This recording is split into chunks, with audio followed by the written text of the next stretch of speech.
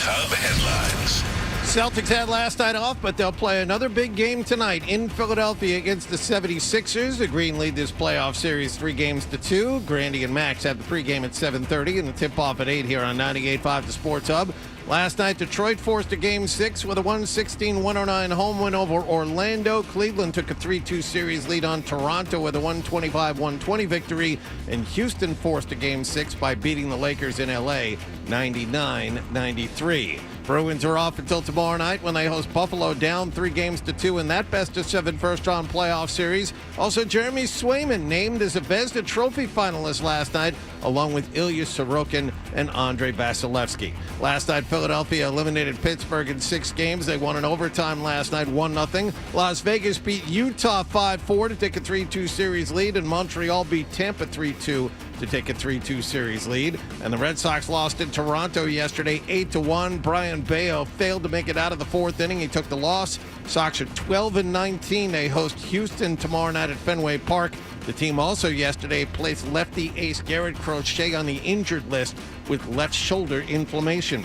Sports Hub headlines are brought to you by Boston Prolotherapy. Don't let joint pain keep you off the course or trail. Eliminate that pain with Dr. Franke of Boston Prolotherapy.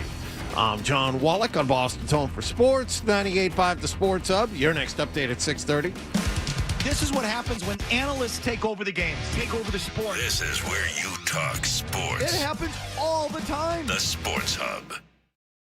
Ladies and gentlemen, I need all of you to stop what you're doing and listen. Toucher Yes, I finally shaved my nuts. and Hardy Who, me? Just hanging around. on 98.5. Anchorman, heard about you. Yeah. We're Costco guys. Of course we go shopping while eating a chicken bake. That's gross. Not a great cook, but I do cook.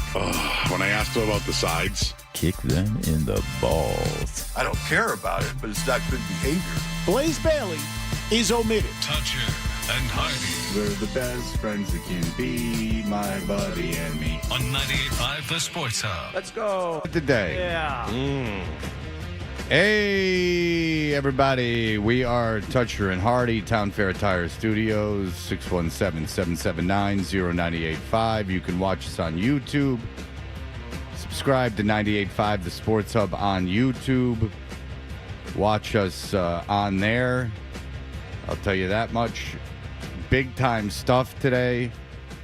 Can't get enough on a rainy Thursday. Oh, but Nick and I had a fun back and forth.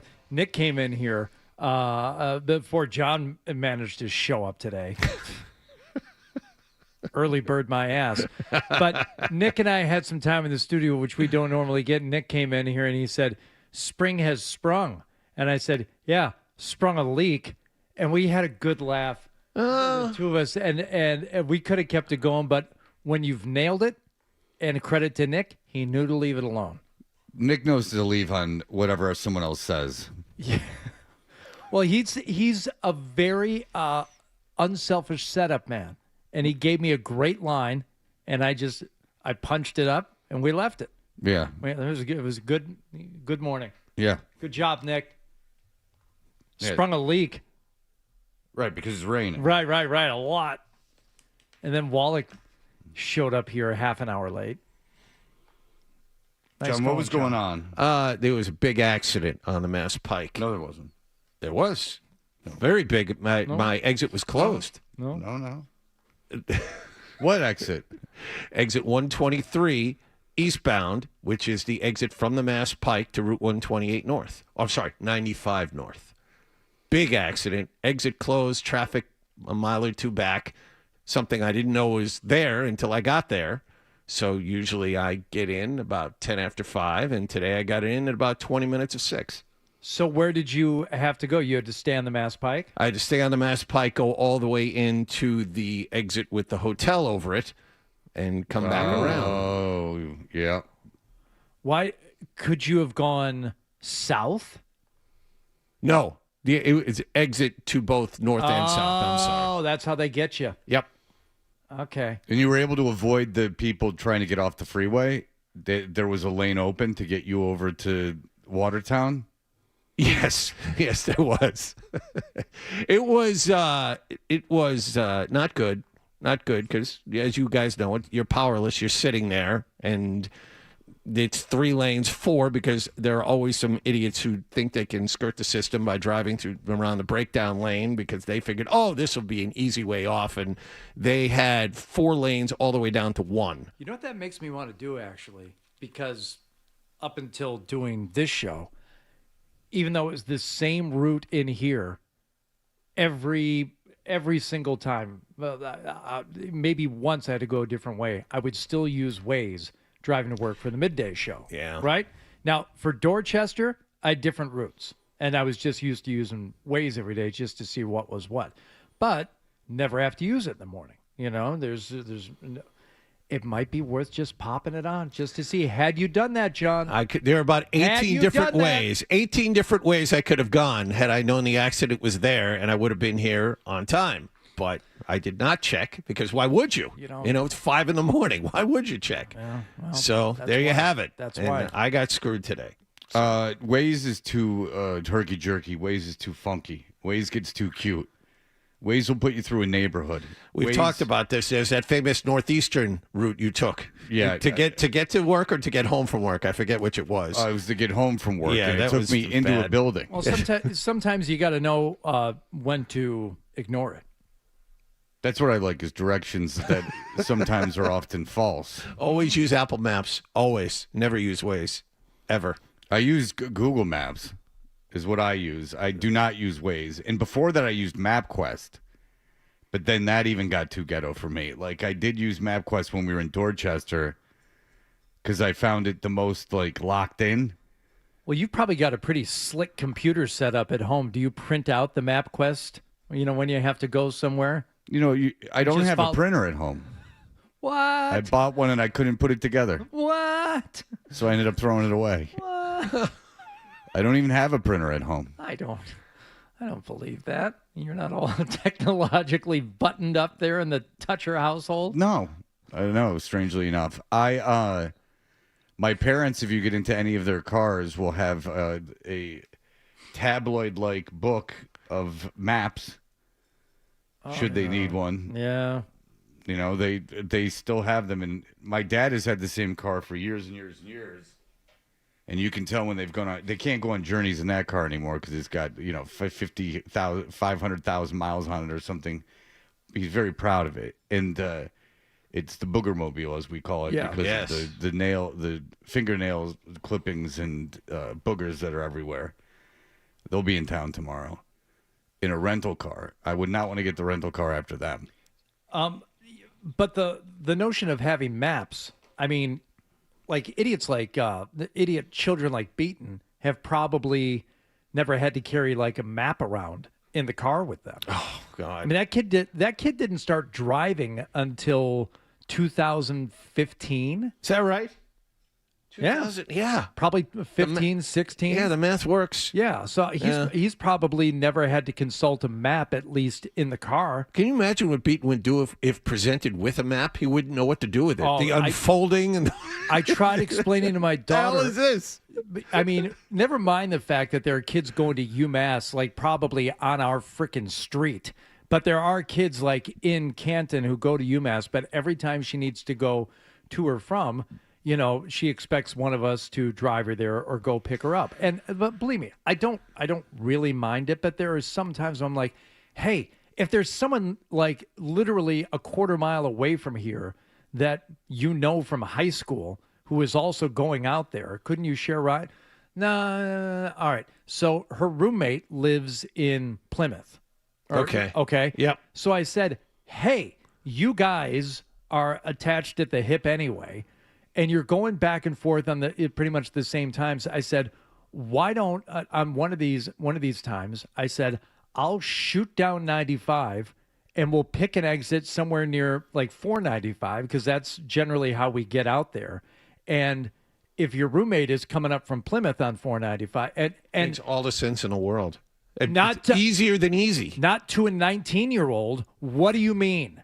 I said, we'll pull off the highway, and that way, I'll do it, for you or for your roommate for Liv if she's going back, and that way her parents only have to drive her that far, and I'll drive you guys the rest of the way. And then maybe when you guys need to be picked up next time, they'll come pick you up, and I'll drive down there to that same spot and pick you up. And I was trying to show her, like, on my hand, and then I drew it, how, like, roads work and where these points of meeting would meet up. She has no clue. I don't even know if she is, like, if she knows directionally where she is in relation to home right now. They just have no concept. Did you ever have to do that going out to Michigan State? Did you ever drive with someone close who lived close to you to go out there? No, but I paid to have my car there as a freshman. So okay. I always had a car at school. Okay. Yikes. Can't hide money. Well, as he likes to say. I didn't trust leaving that 83 Cavalier sitting in the driveway back in Troy. I mean, first of all, the neighborhood was rough.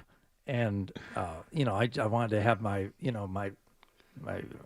sweet whip with me on campus. Sure. She was used to those dirt roads in Troy. She needed to let it kick in the country. Yeah. She couldn't just be out there. Did you use the handicap pass that so many people were a fan of using at Michigan State University? No. Was that a thing? Oh, that was a huge thing at Michigan State. At least when my friends went there, a lot of kids would pay for handicap stickers so you could go, or the thing that hangs on your rear view so you could park in handicap spaces. Sounds like you're friends with a bunch of pieces of crap, because I didn't know anybody who did that. Yeah, you did. That would lie about so they get a handicap. They didn't lie. They just access? bought them off someone with a handicap pass. They were like, they could sell them for like $300. So someone who had a handicap pass would sell it for $300 and you would get it. Nah. I did rack up parking tickets starting as a freshman. And this continued after I graduated. And as I've said before, the mark of any truly successful college graduate is someone who stays in their college town for 2 years after graduating. Yeah. Which I did. Working at, the T-shirt shop and the radio station, making $5 an hour. And I got so many parking tickets in college and after college. And I don't know why, but my car, either the insurance or the registration was both in my name and my mother's name. So they used to send bench warrants for my mom's arrest to the house in Troy. And I thought it was the funniest thing in the world. And you want to talk about a piece of crap kid. Like, if that happened now, I would drive out to wherever, my kid was and say, hey, I'm going to hold you upside down and shake the money out of your pockets to go pay off all these parking tickets, because I didn't know what a bench warrant was. I didn't care. She would call me practically in tears. Robert, I got another bench warrant for my arrest. You have unpaid parking tickets. You're going to get arrested. I got more Love time. you, bye. I got more time than money home. But that was it. I would have paid the tickets if I had the money. I didn't have the money. Sure, give me a parking ticket. It means nothing to me. I don't have the $25. Can't do it. Won't pay it. You should have just gone to jail and done the jail time. Were the parking tickets ever resolved? Did you ever pay them? Yeah, because my car got towed. Twice. There you go. Yeah. Then it started impacting your life. So we were living renting a house off campus again, post graduation. Me and a couple of other real winners that had also finished school. Well, Steve, who you met, Fred, didn't graduate, but he was done with school nonetheless. Yes. And this house we were renting, the cops came with a tow truck and towed my car away from the house. I went out. I'm like, "What are you doing?" They're like, "You spotted your car. You're the like I was Kramer. I was the scofflaw. They had a list of license plates to look for. I was the white whale they were looking for. Wow. And they told, and that was terrible, because I had enough $15 and $20 tickets to where I had to go pay like $400 in order to just pay the tickets off and then pay the tow fee. It broke me. I had to borrow money to do it. Wow. No. That's a lot. Yeah. Don't get parking tickets would be an easy way to avoid that, but sometimes you just got to park and go get some pizza. You don't have time to find an actual spot. No.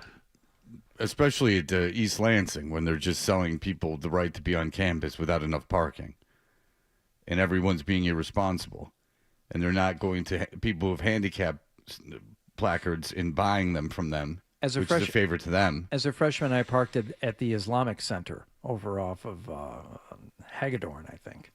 They were very nice. They only charged me $300 for the year. Oh, really? Yeah.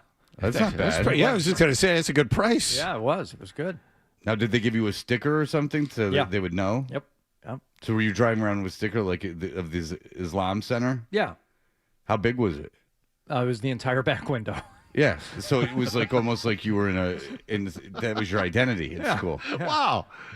It was people that come up to you, Assalamu alaikum, my brother. Alaikum salam. Yeah. Yeah, you know how it went. Yeah. A whole year. Yeah. Yeah. Hardy would just be I was like, Rob X. I'll just, he'd be putting a carpet down in the middle of in class. He'd be, what's going on? And he's like, it's that time, Hardy's got to pray to the east. He'd be on his knees. It's funny you mentioned that. I want to look it up right now. I believe the Honorable Elijah Muhammad's real name might be Robert Poole. Oh. How about that? Real name. Forgive me. His slave name. Thank you. Well done. Thank you. Let's look that up. That's the Honorable Elijah Muhammad. Yep. The calypso singer turned activist. Mm-hmm. Born Elijah Robert Poole. Wow. How about that? Uh-huh. Did you have some cred with the Islamic people because your name was Robert Poole? Could they pull it that far? Absolutely. Well, that and I would wear the garb. What if your mom one day was like with her male friend and she was in town and she was like, Hardy, it's before I die, I just want to let you know something. Your father's not your father. Yeah. Oh. He had a distant cousin named Poole who got me pregnant, but then he started leading a very polarizing black group. Yeah. So we decided to move in with who is now considered your father. Right. Oh, you could say so many more things on the air. If Elijah Muhammad was your dad. Oh, it'd be something else. You could get away with anything. All right. Well, listen. A rainy day today, but a fun day for us. One of my guys, one of my former mentees, went on to do something huge, and we have that as filmed by his mother. Of course. And so we will have some of that for you. Don't worry about it, but it's coming up at 7. We have more of Jordan. She's becoming active again. She's up to a lot. I know she has these business interests, but she has a lot of time for the computer. Well, she has time for it now. Now that Code Black has taken the championship at the adult cheer non-tumbling. Non-tumbling, yes. Her schedule freed up considerably. Yeah. If you don't know Code Black is her cheer team. Yeah. And Bill Belichick, her boyfriend, will go to these events, and now he's taken to wearing what appear to be homemade fun hats. Crocheted. Yeah, like crocheted, yarny hats that have been put together, I'm sure. And it looks like a grandpa. So with his grandchild, like, oh yeah, you want grandpa to put on this hat? Sure. Okay. I sit here and blow bubbles. Yeah. You were terrific. You were terrific today, sweetie. That's great. You have a Werther's. Now when I go home, you were terrific. Now when we get home, let me just lay down. And boy, today was exciting. I'm going to need to lay down and get my CPAP. Terrific. Way to go. Quite a life he's carved out for himself. God, I wish they would have a kid. And how funny it would be if you were at like kindergarten soccer and he's like 80. Because he would be. He's like 80 at kindergarten soccer. And he's one of those guys who would force himself to coach because he doesn't really want to spend more time with the kid, or he knows better than the coach, the suburban dad, like you, who has no idea and just had to volunteer. So if you're standing like on the sideline and then this and Bill Belichick comes up And you're like, oh, my God. I'm like, you're not going to see this kid graduate middle school. But, I mean. Elementary school. It's stating. He probably lived to 86. It's stating the obvious, though, but doing the math, yes, Jordan could be his grandchild, and conceivably there are other young adult cheer members on Code Black whose grandparents were in the stands watching them. And the conversation could easily be, someone doesn't know Belichick,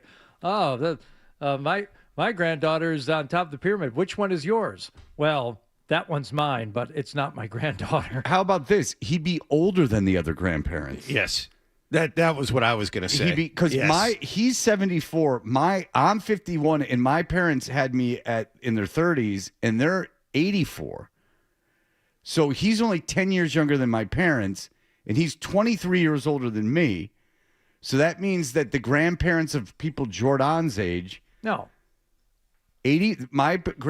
Your parents are 80. Yeah. And your kids are. And my kids are in their teens. Right.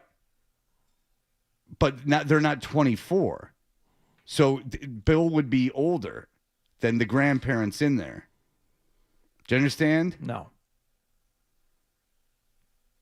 Because if your kids were Jordan's age, your parents would be much older than Bill by like 20 years. But Bill is how much older is Bill than Jordan? 50. Let's say at 50 She's years. 25, he's 74. So say that he had a kid at 25. Right.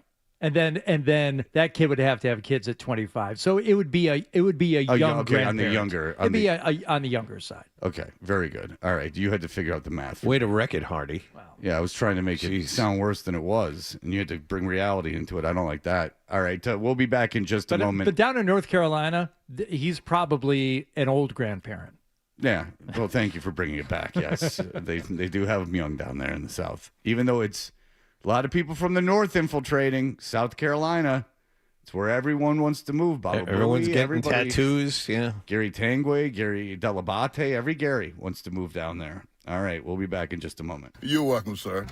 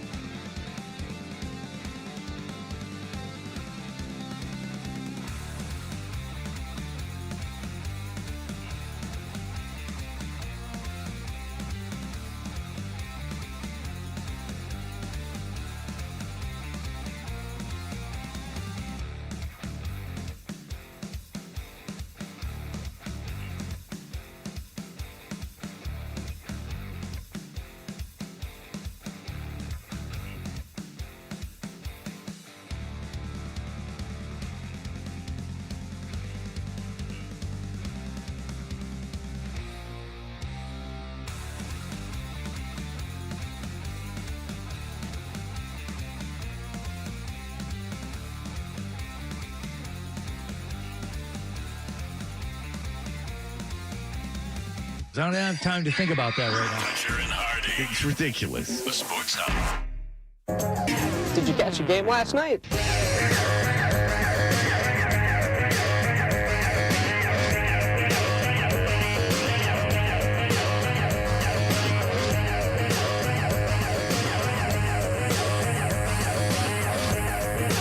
Hey, we're Toucher and Hardy. What happened last night's brought to you by Leonard Hair Transplant Associates, where your hair doesn't have to be a game of what happened. So change your lettuce and change your life with Dr. Matthew Lepresti at 1-800-GET-HAIR. What's going on, Hardy? Red Sox in Toronto wrapping up their set with the Blue Jays yesterday afternoon. Wilson Contreras in the first inning. Kaboom! There's a shot. Drilled high and deep to left. You can kiss this one goodbye. Keep it for yourselves. That one is something called ding-a-dong, ding-ding-dong. And a Red Sox strike. Let it go. Let it go out of the yard. First, Wilson Contreras with his 7th of the year. We're going to feel like touching 4 bases on the way around. It's 1-0 Sox. Yes, Put it on the board. 1-0 Red Sox there in the first inning. What could possibly go wrong? Well, 2 words, Brian Bayo on the mound, and you know what he likes to do. Scott. Very good. Ripped from the headlines. Put Charles in charge. Well done. Yeah, he likes to throw a lot of pitches. He likes to put guys on base. And a line drive down for a base hit. That brings in 1 run. Here comes the second run, Sanchez. The throw never gets there. Runners will hold at first and second, and Toronto behind Okamoto's base hit takes a 2-1 lead. Yeah, Bayo would then throw a wild pitch, and runners would advance, and another run would score. But he got out. And he would get into the 4th inning, 2 outs, but then he walked Brandon Valenzuela, and that was it. Walked a 9-hitter. Not a good thing. No. Fernando Valenzuela, he got him to walk? It's amazing. He's been dead. It's impressive. Brandon Valenzuela. Bayo, by the way, not happy about it after the game. That is ball 4. And here comes Tracy. So he goes only 3 2/3 today.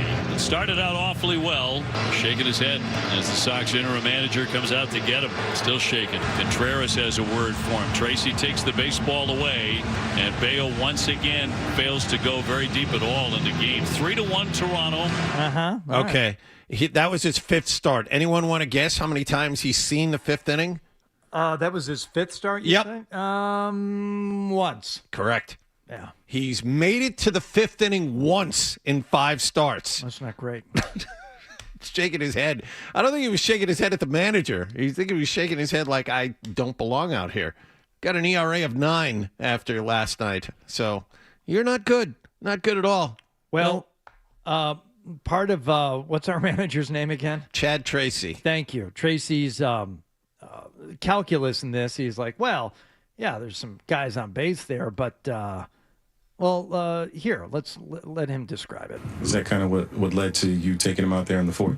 Yeah, I think the stretch of hitters that had reached base and the full bullpen. Obviously, Weiss threw a decent pitch to Clement, and he put a pretty good swing on a decent pitch, and that obviously didn't work. But with a full bullpen, everybody available, we decided if we needed to be aggressive, we would. So we went ahead and did that. Yeah.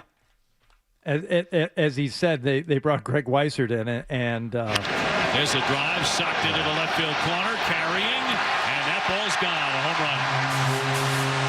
First of the season for the leadoff man, Ernie Clement. It is a 2-run shot. It is 5-1 Toronto. Yeah, the manager even sounds like Craig Breslow, which annoys me. And the other part of it is Breslow's gotten rid of everybody. This is your team. This is all the people in charge are guys that are favorites of your president of baseball operations. This is it. There's no excuse left. And this is how they're playing. I'm glad you said that, John, because, he sounds a little bit like Breslow on that first cut. Listen to this one. Brian didn't look too pleased to be coming out there.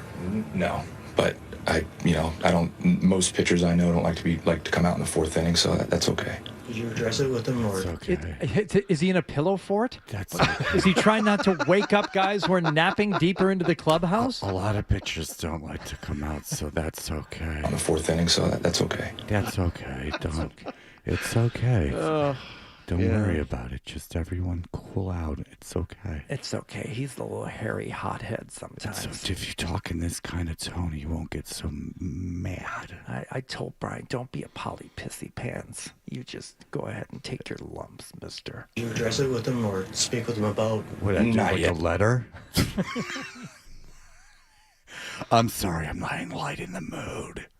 Not yet, no. I mean, just with the game moving, we just got in, so we kept the game moving, and I could talk to him. Yeah, I got to keep it moving. I talked to him. I had to talk him off the ledge, so to speak. Not literally. We were in a big convoy of hunks. Keeping it moving. Chugga, chugga, chugga, chugga, chugga, chugga, chugga, chugga. Keep it moving. Why do you have a magazine out and your iPhone light on? You're very distracting right now. Oh, piss off. What are you doing?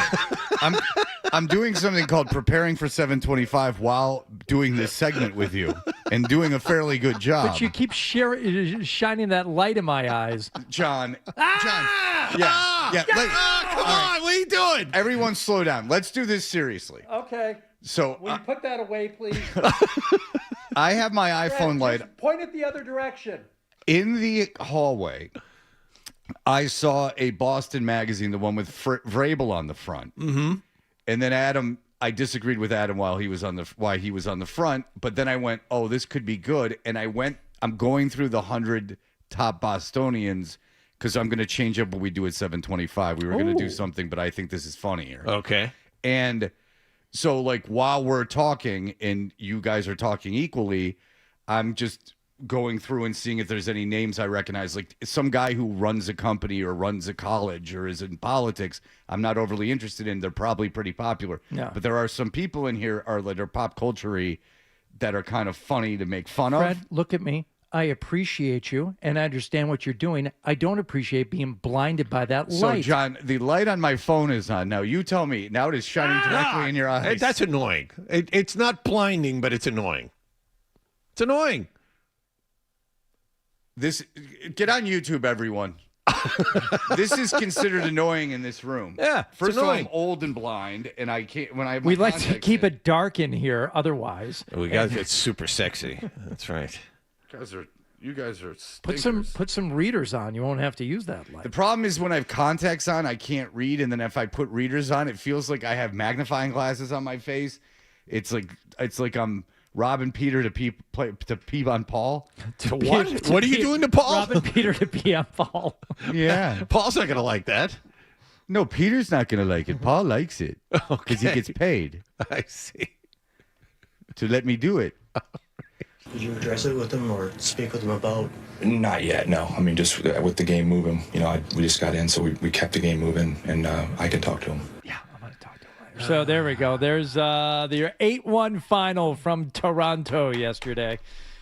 Garrett Crochet, by the way, talking about his injury and kind of talking around it a little bit, but the question as to whether or not, it was avoidable in any way. As a pitcher, it's something that's, I guess I said it was preventable. Maybe it's not entirely preventable. Sometimes there's just variables that are outside of our control. I skipped that start in spring. So maybe looking back, that was a sign of something that was to come. I don't really know.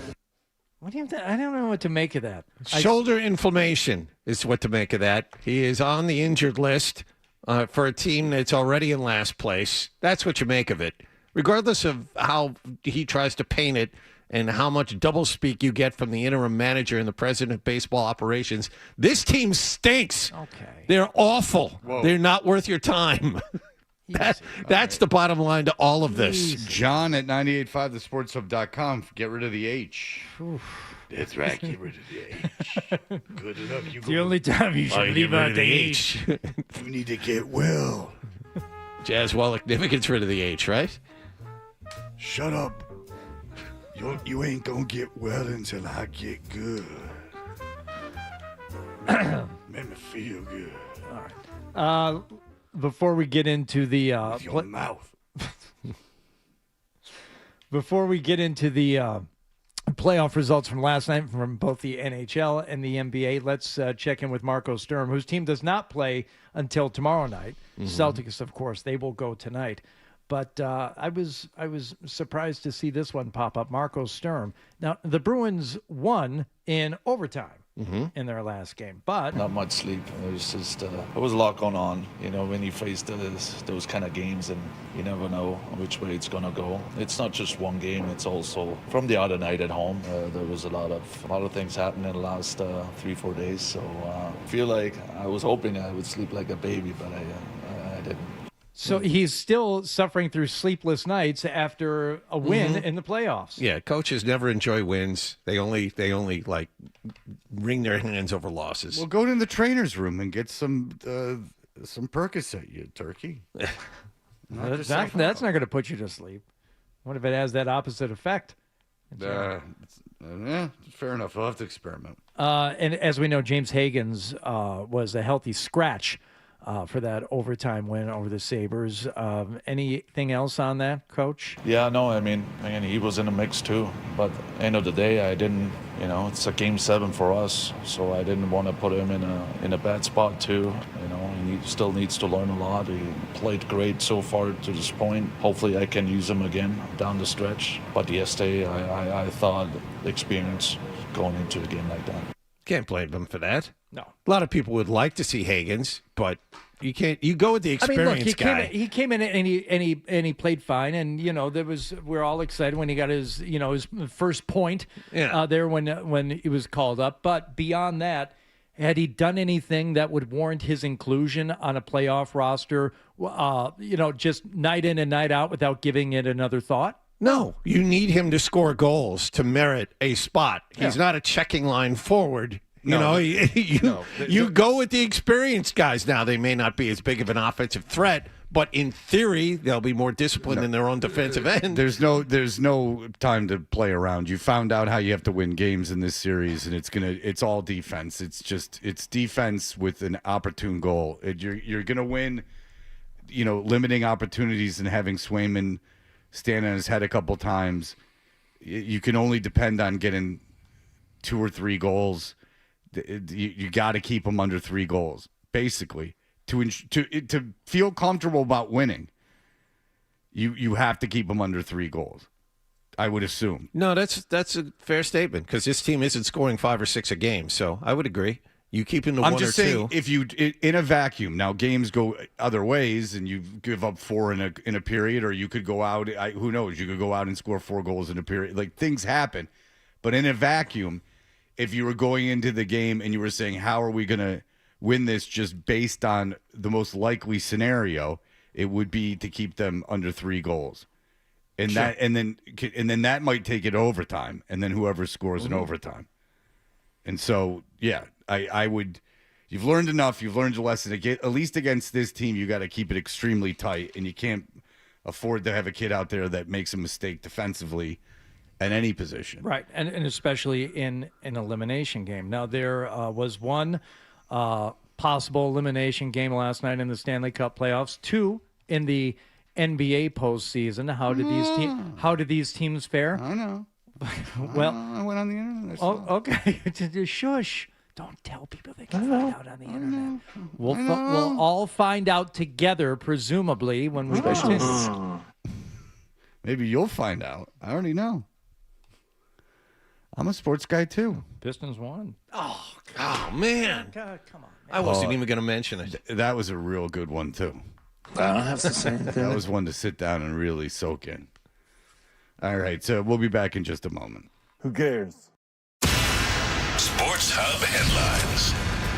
It'll be the Celtics and 76ers in Philadelphia tonight. Game 6 of their first-round playoff series. Celtics lead 3-2. Grandy and Max have the pregame at 7:30 and the tip-off at 8 here on 98.5 The Sports Hub. Bruins goaltender Jeremy Swayman named as a finalist for the Vezina Trophy yesterday. Bruins off again tonight.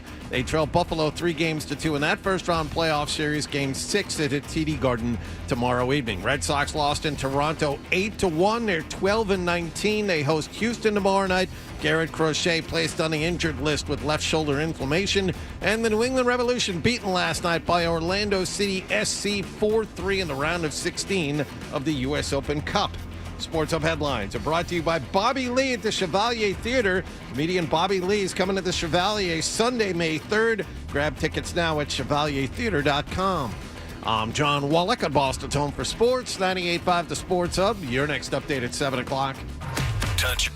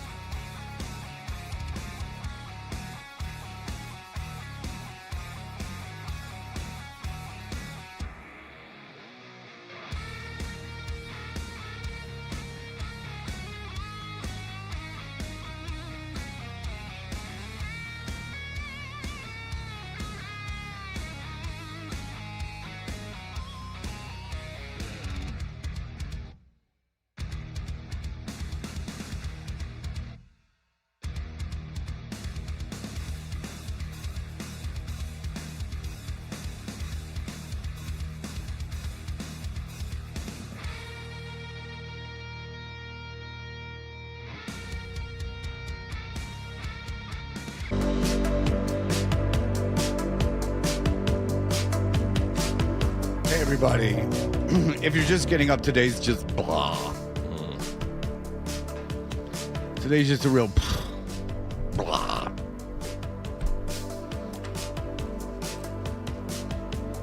Did you guys find the room dark today for some reason? Corner. Yeah, it's like dark. I'm having trouble But seeing. then again, I've been blinded from that direction for the last several minutes. So maybe now it just seems oddly dark because I don't have that spotlight. I don't know if you had to call HR though, because I did get a email from the company saying, just a heads up, it was to all staff. Yeah, but careful with iPhone headlights or flashlights. Said please. Oh, racial unifier David Allan Coe has died. Oh. Kid Rock, big fan of David Allan Coe. Yeah, Take This Job and Shove It, isn't that his song? Yeah, that among other things. You can go deeper into his career. No, thanks. Well, you got to know it's there. Did he write Take This Job and Shove It? I think that's like the song that he's known for. No, that's Johnny Paycheck, isn't it? Huh. Oh, Johnny Paycheck is got so there's Tales from the Road or Tales from the Tour Bus. It's this animated show Mike Judge from Beavis and Butthead did about these stories that these guys would tell about being on the road with famous musicians, and they would animate them. And they did one on Johnny Paycheck. It's really good. He was all messed up. Hachi Machi. Oh, song written by David Allan Coe. Yeah, but and Johnny Paycheck popularized by Johnny Paycheck. Yeah.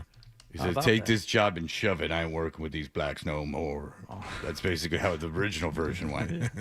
David Allan Coe, very racist. Let's get back to these elimination games as the Celtics have one tonight where they can eliminate the Philadelphia 76ers. The Bruins be facing elimination tomorrow night.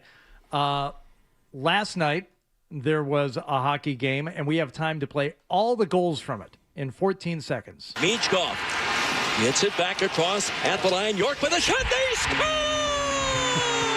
Cam York from the point of the Flyers winning it over. Can you play the beginning of that one more time?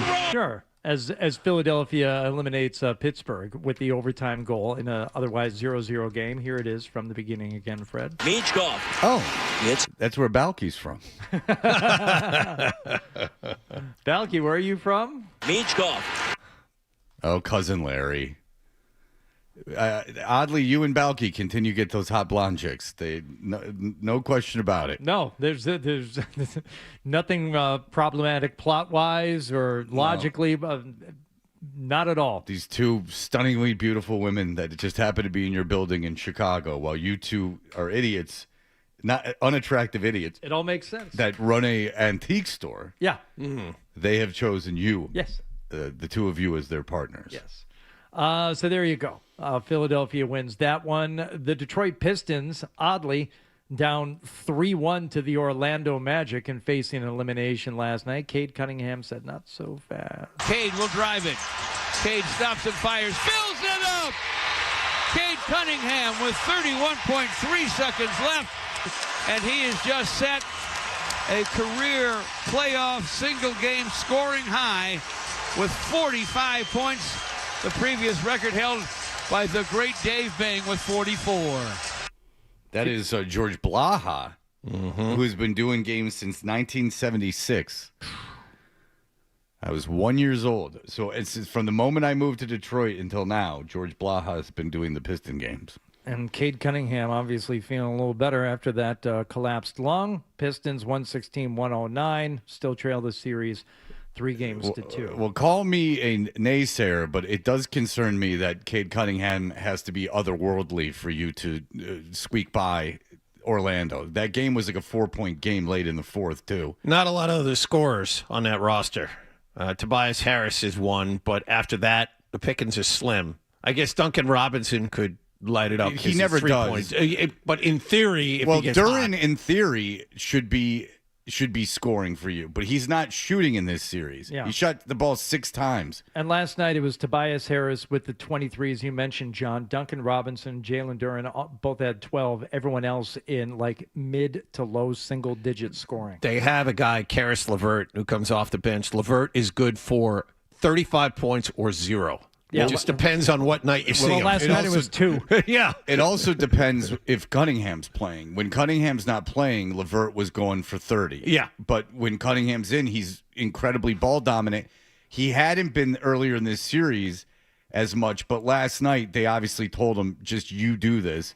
And it was the same on the other end. Blanchero was the same way. Banchero, whatever the hell.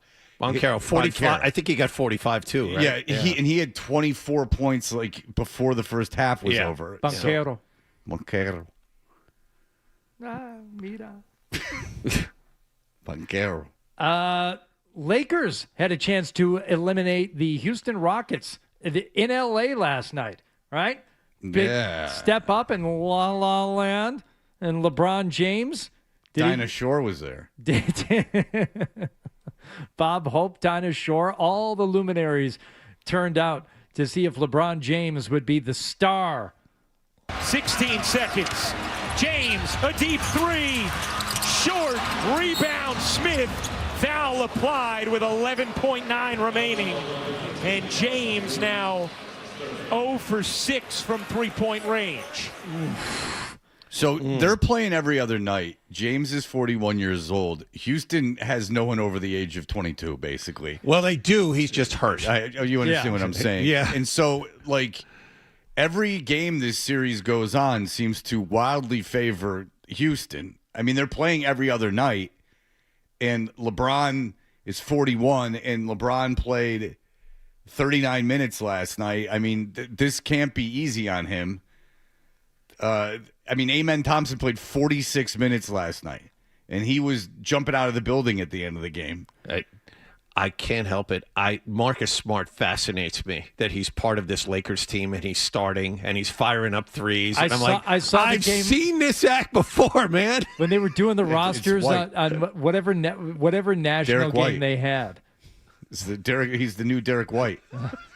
Whatever national game the Lakers were on, and they put Marcus Smart up there as like the first guy, like Marcus Smart. Oklahoma. Where'd he go? Oklahoma State, I think. Oklahoma State. And I'm like, oh, that's right. I keep forgetting he's a Laker. He's a Laker. Yep. He's bounced around quite a bit last 4 years. But he landed in L.A. because they desperately needed someone to play, anybody who was making no money.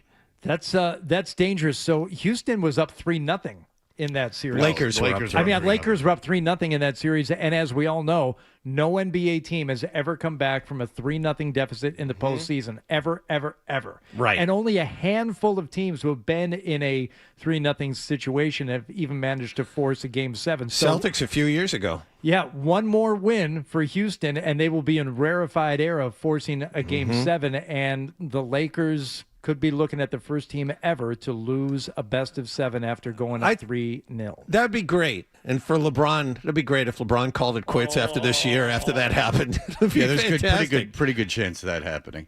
What's funny is there really is that, and I mean, it'll obviously, because it's LeBron and the Lakers, they'll get it talked about, but it should. That would be an historic collapse for the NBA. Oh, no, it should be, but he's not going to quit playing basketball. The thing is that's interesting, and I believe we went over this on the air, is who can get him. Like, realistically, who could pay for him? And it's really only Cleveland.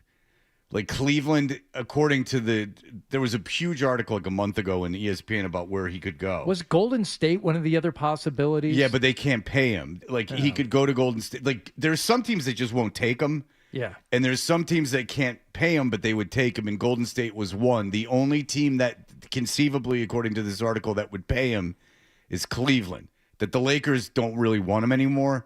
Obviously, they want to move on, and so the option is to go to Cleveland or to play for kind of a veteran around whatever his veteran's minimum is now. I think Golden State's going to be off the table pretty soon. I mean, they're talking about letting Steve Kerr go. Well, he's not going to get fired. No, but the point is, I think he'd retire. Kerr is going to move on one way or another, well, and I don't think LeBron's going there if Kerr's not there.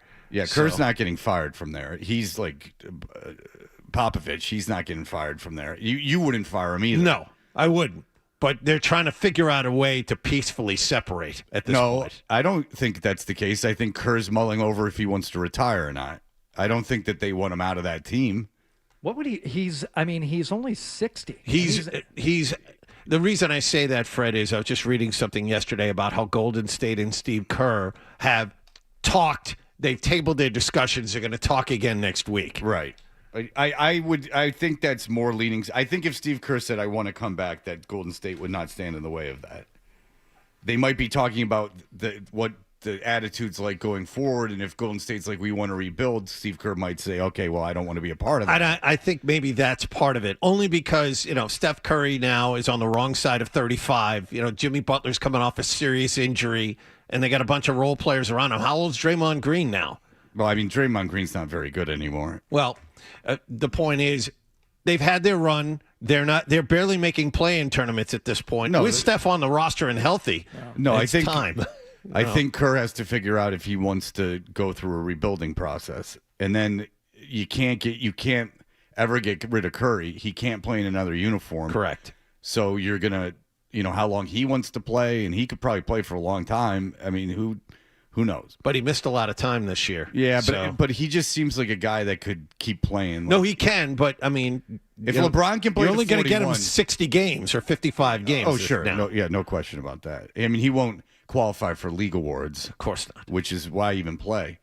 All right, we'll be back in just a moment. A good friend of ours, in fact, some would say someone that has seeked out the greatest in leadership figures, almost father figures, has made good, and it's time to celebrate him. We'll be back in just a moment. Stay tuned for more Toucher and...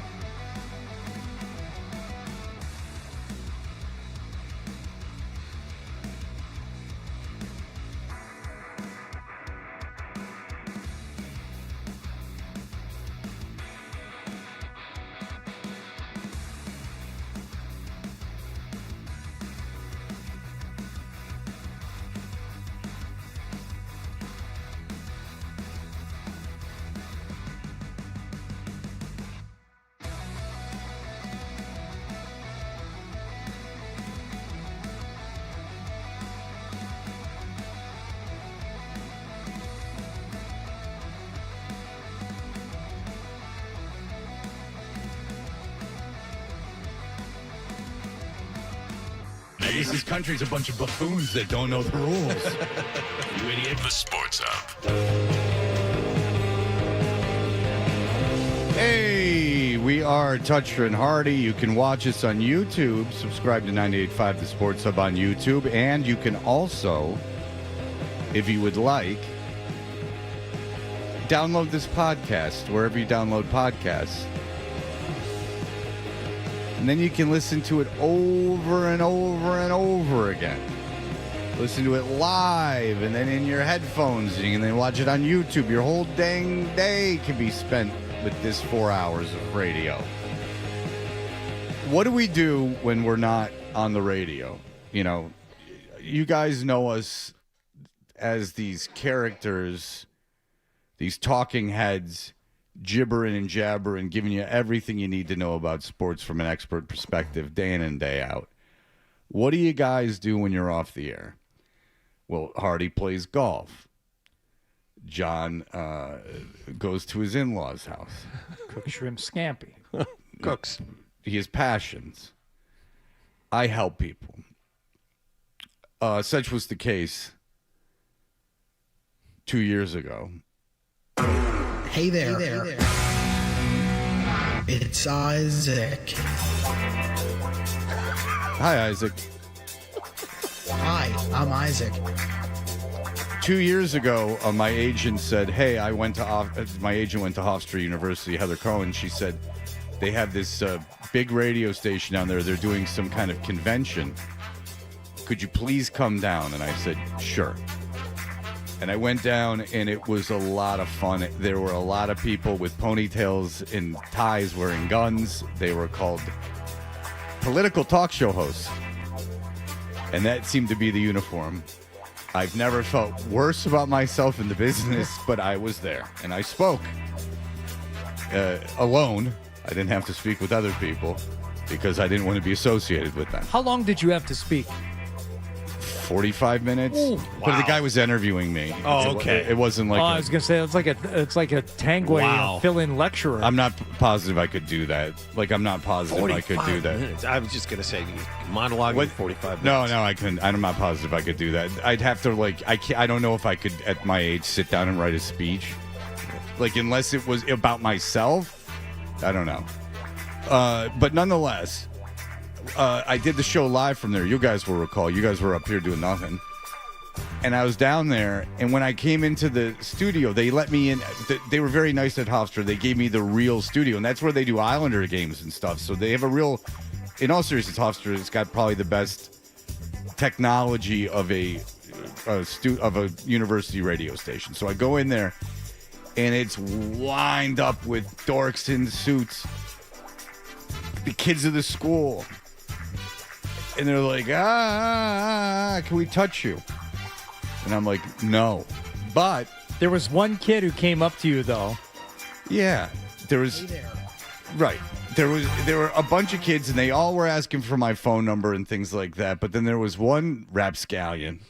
Hey there.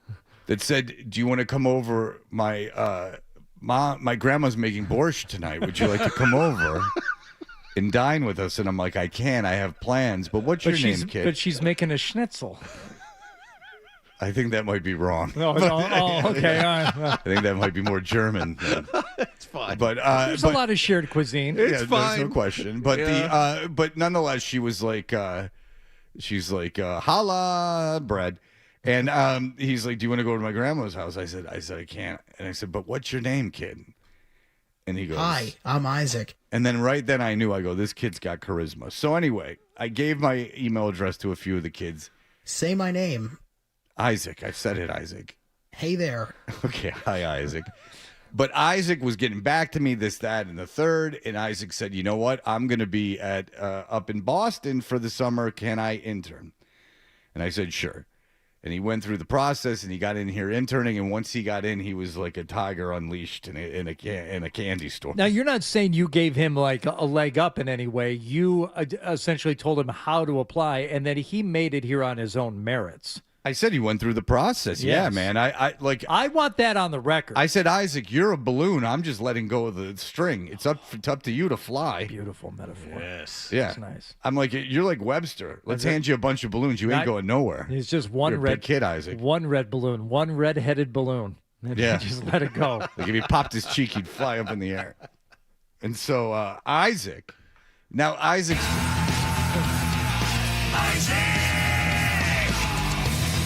Hi. Hi, Isaac. So I hadn't seen Isaac. Then I saw Isaac. He was in full military, like he had like a Navy hat or whatever. Army hat. That's what Army. you said anyway. Yeah. Well, whatever I said at the time was correct. Was there one of those like carrier hats that you'll see the veterans walking around wearing? I wasn't stolen valor. It was just like he was a big fan of the branch of the military, the Army. Like he had an Army shirt. So not a Navy, it was Army. So he had the camouflage working. Yes, I believe it was a shirt and hat that were camouflaged that both said Army. And then he was like, enough where my daughter was like, wow, he really likes the Army. And so.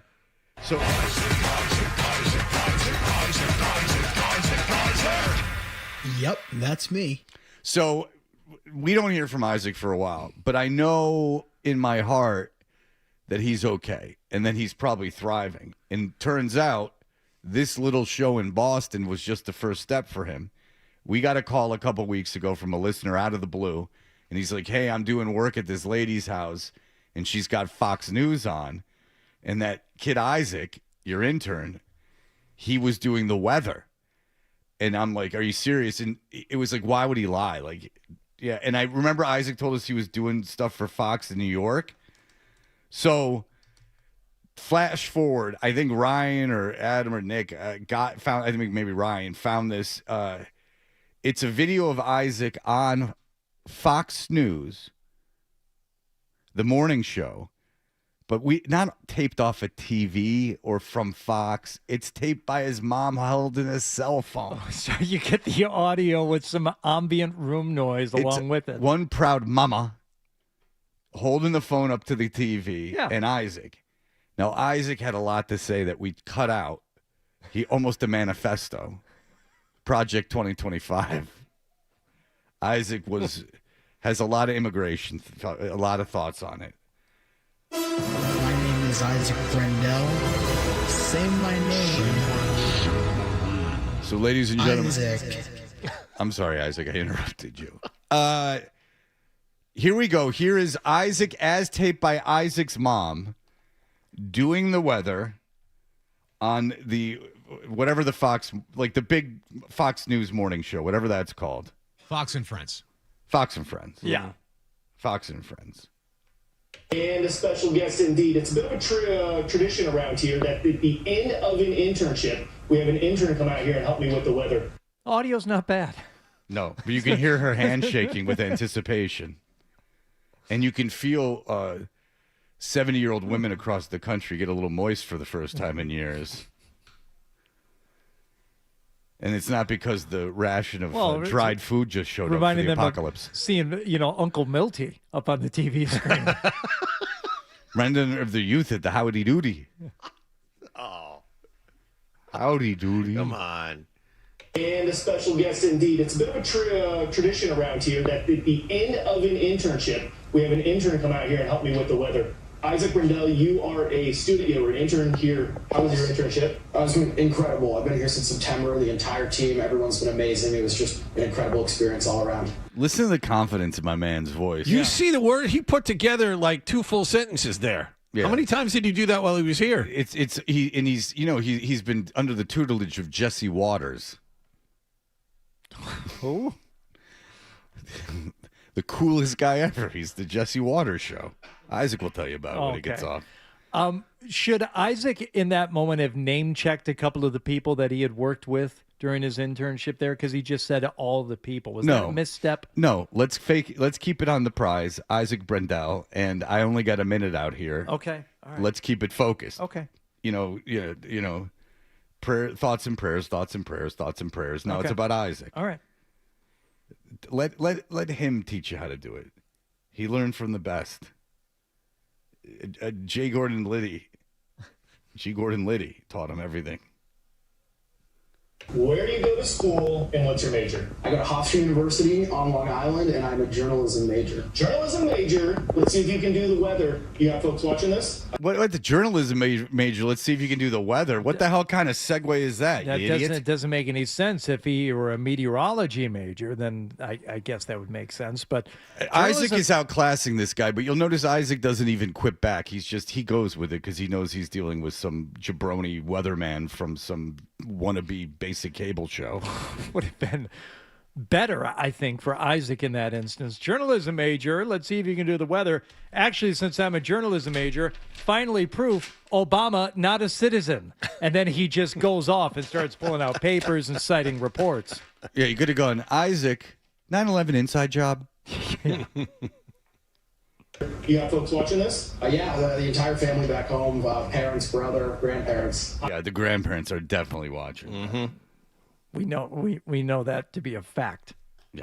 Hi to the family. All right, Isaac, take over. All right, now here's a look at your national forecast. Heat continues to dominate the eastern U.S. Highs. No, you continue to dominate the eastern U.S. Oh, yeah, you do. Will again climb to the 70s in New York and the 90s in Atlanta. Meanwhile, cooler temps for much of the West as daytime highs reach the 40s and 50s, but most of the action is in the middle of the country. Most of the action, if you understand, is at a small old lady's apartment outside of Hofstra University. Because when she goes to sleep, threesomes are going on. Or you could have looked right in the camera. Most of the action is happening on the seat below you right now, ladies. Might want to grab a dish towel before this segment is over. Did anyone tell you to bring a change of underwear? Is in the middle of the country where severe weather is possible from Oklahoma to Wisconsin. And as Adam would say, those are your weather headlines. Back to you. That was it. Good job. I Hofstra, the pride of Hofstra. Yeah. Isaac, where are your parents? Where do they live? Massachusetts. Massachusetts. Okay. Your son's special. He did a great job. Yeah. All right. More Fox and Friends straight in. There you go. That was pretty good. Isaac Rendell, journalism major. Let's see if you can do the weather. Oklahoma, in Wisconsin, in Atlanta. Those are your weather headlines. Back to you. Say my name. Now, it is no doubt when the president is around anything, there's Fox News on in the background. That's widely reported. He calls in during the Fox and Friends, like he has it on almost every day. Mm-hmm. That means, Isaac, have you developed a relationship with President Trump? I have not cultivated a relationship with President Trump yet, but yes, he's a big viewer of the show. Yeah. So do you have very much confidence that he saw you doing the weather? Did you have him in mind? It's certainly a possibility. It was in the 7 o'clock hour. The president is known to not really sleep a lot and always have the show on, so I wouldn't be surprised. Yeah. Yeah. This is a kid that's talking with a little bit of insight. All right, you jabronis. Yeah. I mean, we hear things and we think things. Isaac knows things. Absolutely. Isaac, how much of what you learned from me did you take into that experience at Fox? Good. Well, wasn't my first time on air, so I guess that was helpful. I mean, I guess, yeah. I mean, what specifically did Fred teach you that helped you in your internship on Fox and Friends? I think I was probably a bit more loose than I was when I was interning there. Mm-hmm. I don't know, probably just my guidance is like a full body massage. Yes. Go ahead, Isaac. Yeah, a bit more. A bit more on what Fred taught you. Be stiff. Have fun. Yeah. Don't take life so seriously. Exactly. Well, Isaac, when we had a phone call from a guy who saw you on Fox. I mean, listen, I usually tape it and watch it later in the day, Fox and Friends. But we had a guy call in and he said that he saw you. We believed him right away. And you did a fantastic job. You did not seem nervous at all, which is hard. It really is hard not to seem nervous. Was that your first time reading a prompter? Not the first time reading a prompter, but I did hear that phone call. And one of the cameramen said before I went, I actually really wasn't nervous because I had rehearsed the script a couple of times. And I was just kind of going to roll with it because we had the wall up and I had the script, so I was pretty confident. But a camera guy looked at me and said, "Yeah, don't worry, kid. There are only 2 million people watching." So then, I was a little nervous. But he was trying to throw you off a little bit. A little bit. That's what it felt like. Yeah, what a dick. Yeah, what the hell? Did you walk out and spit in his face and say, "Take that"? I just did everything for those 2 million people. Would you like Fred to have him fired? Oh.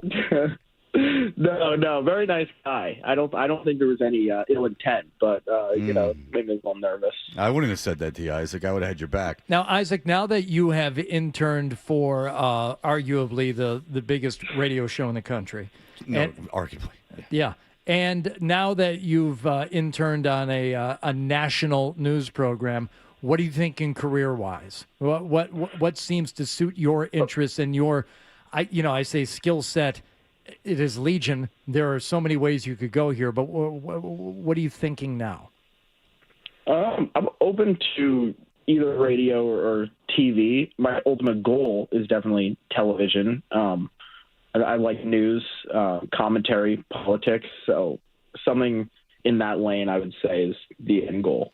I fear that you've jumped out of the cocoon and you're already flying. Yeah. My friend. It seems like your career has already passed by anything I can help. And while sad, it's what the ultimate goal is for any mentee and mentor relationship. In the middle of that weather forecast, when you knew you were toward the end and you knew you were going to nail it, did you feel the gentle nudge of Fred's toe on your rear end pushing you out of the nest? Could you actually sense that physically, Isaac? Not at the time, but I remember someone texted me that someone called the show about me, and I listened. I was very grateful to Fred. But I didn't see I don't think Fred's coming to Talkers. I didn't see him on the thing. So I don't know if I'll get to really see you on Long Island, but it would be nice because this is my final Talkers convention this June because I'm graduating. No, I'll never do that again. Isaac, were the people at Fox and Friends, were they nice to you? Were they on-air talent? Or you can be honest. You don't have to name names, but were they all nice to you, or were there some people not so nice? No, I say it with total sincerity. Everyone was lovely, totally helpful, and very kind, and always willing to ask or answer my questions. They have a lot of sexy ladies walking around that place, huh? Right, Isaac? No comment. No comment. Inappropriate for you to comment. Good job, Isaac. Isaac knows how to get into politics. Well, Isaac, we're very proud of you. Congratulations on graduating from Hofstra. That's coming up, right? And May 17th. And if you need anything from us, resume-wise, or you would just like to come by again, you're always welcome. Our door is always open to you, Isaac. Thank you. Email us anytime. Well, I will. I think a graduation card and gift from his ultimate mentor would probably be in line. I mean, he's not going to ask for it, but that should just be happening. Yeah, Isaac, look for a letter. Okay, Isaac. Do you have a 110 grill anywhere near you? Yeah, the 99, I don't my think friend. so. All right. Yeah, 99. Well, you'll be back in Massachusetts. All right, Isaac. Good job. Congratulations. Hey there. We're rooting for you, Isaac. Thank you. It's Isaac. Isaac hung up. Yeah. He's done. He's probably got a 7:30. You were slotted in 7:15 to 7:30. He does his morning in 15, his entire day, probably 15-minute blocks. Yeah. And you got this block, and now it's done. Yeah, he's prep for his next appointment. Yeah, he's going on Rogan next. He fed us in right before that. All right. The new Boston magazine is What are you going to send him for graduation? Hope. Boston magazine. The checkbook out. I'm not giving Isaac money. Are you out of your mind? You have to. Yeah, he would. I'm not giving Isaac any money. Isaac saved a lot of money. He lived with his grandmother during college. Not a lot, like 1,000. If someone sent me $1,000, if I was Isaac and I got $1,000 from me, I wouldn't cash it. I would be waiting. You'd frame it. Yeah, I'd probably frame it. Try sell it on eBay. The new Boston magazine is out. Mike Vrabel is on the cover, even though he's in a lot of hot water for banging this lady other than his wife for over the course of 6 years and making dumb playlists. So Boston Magazine's kind of a joke right now with people. But we can dig into, because he's the number one most influential person in Boston, along with Drake May. And so, everyone's going to joke about, oh, I'm influenced to cheat on my wife and everything else. No. But what about the other 149 people? We're not in it. No one around here is in it. No one in this building's in it. So who's in this dang thing? I was exploring it earlier, and I used John's red Sharpie to circle some of these people. All right. And we can go through it in just a moment. Let's get after it. More Toucher and Hart.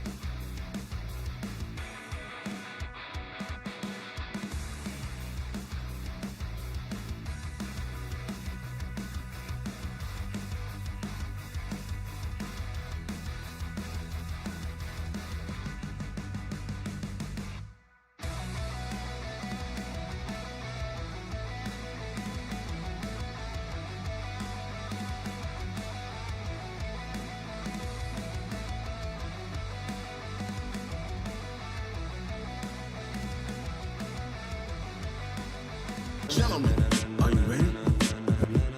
Are you ready? Holding in my hand the adulterous face of Mike Vrabel. In my hand, evidence of a philanderer and an adulterer. Allegedly. You count smooching and holding hands as adultery? Or is that cool where you come from? Has he admitted it? No. Has not admitted anything. Okay. Neither is she. No, So she's just erased all her. Technically, it hasn't happened. Right.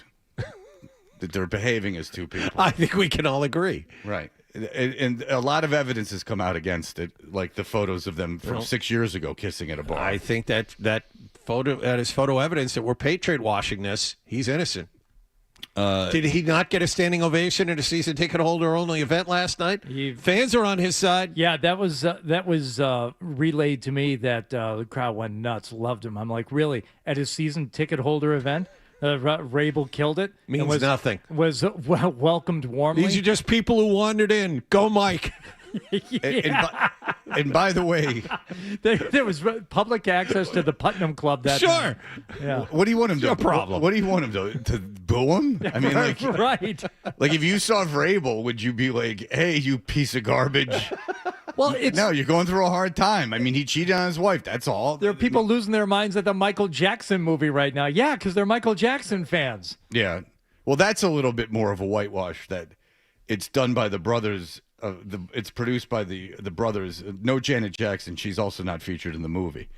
But they stop it right at bad. And I guess the original script by the brothers was turned down by the studio because it talked about how unfairly and unjustly he was accused by bad people. Oh, I thought it was going to be the entire script was just the victory tour. The entire script is a lot of the victory tour. Really? Because that's the thing. That didn't go well here. Oh, it's like, yeah, they never talk about it losing money either. They bankrupted the Patriots owners, forced them to sell the team. Yeah. No, that there is a lot of victory tour on there. It's some TikTok thing, and my daughter wanted to go. All right.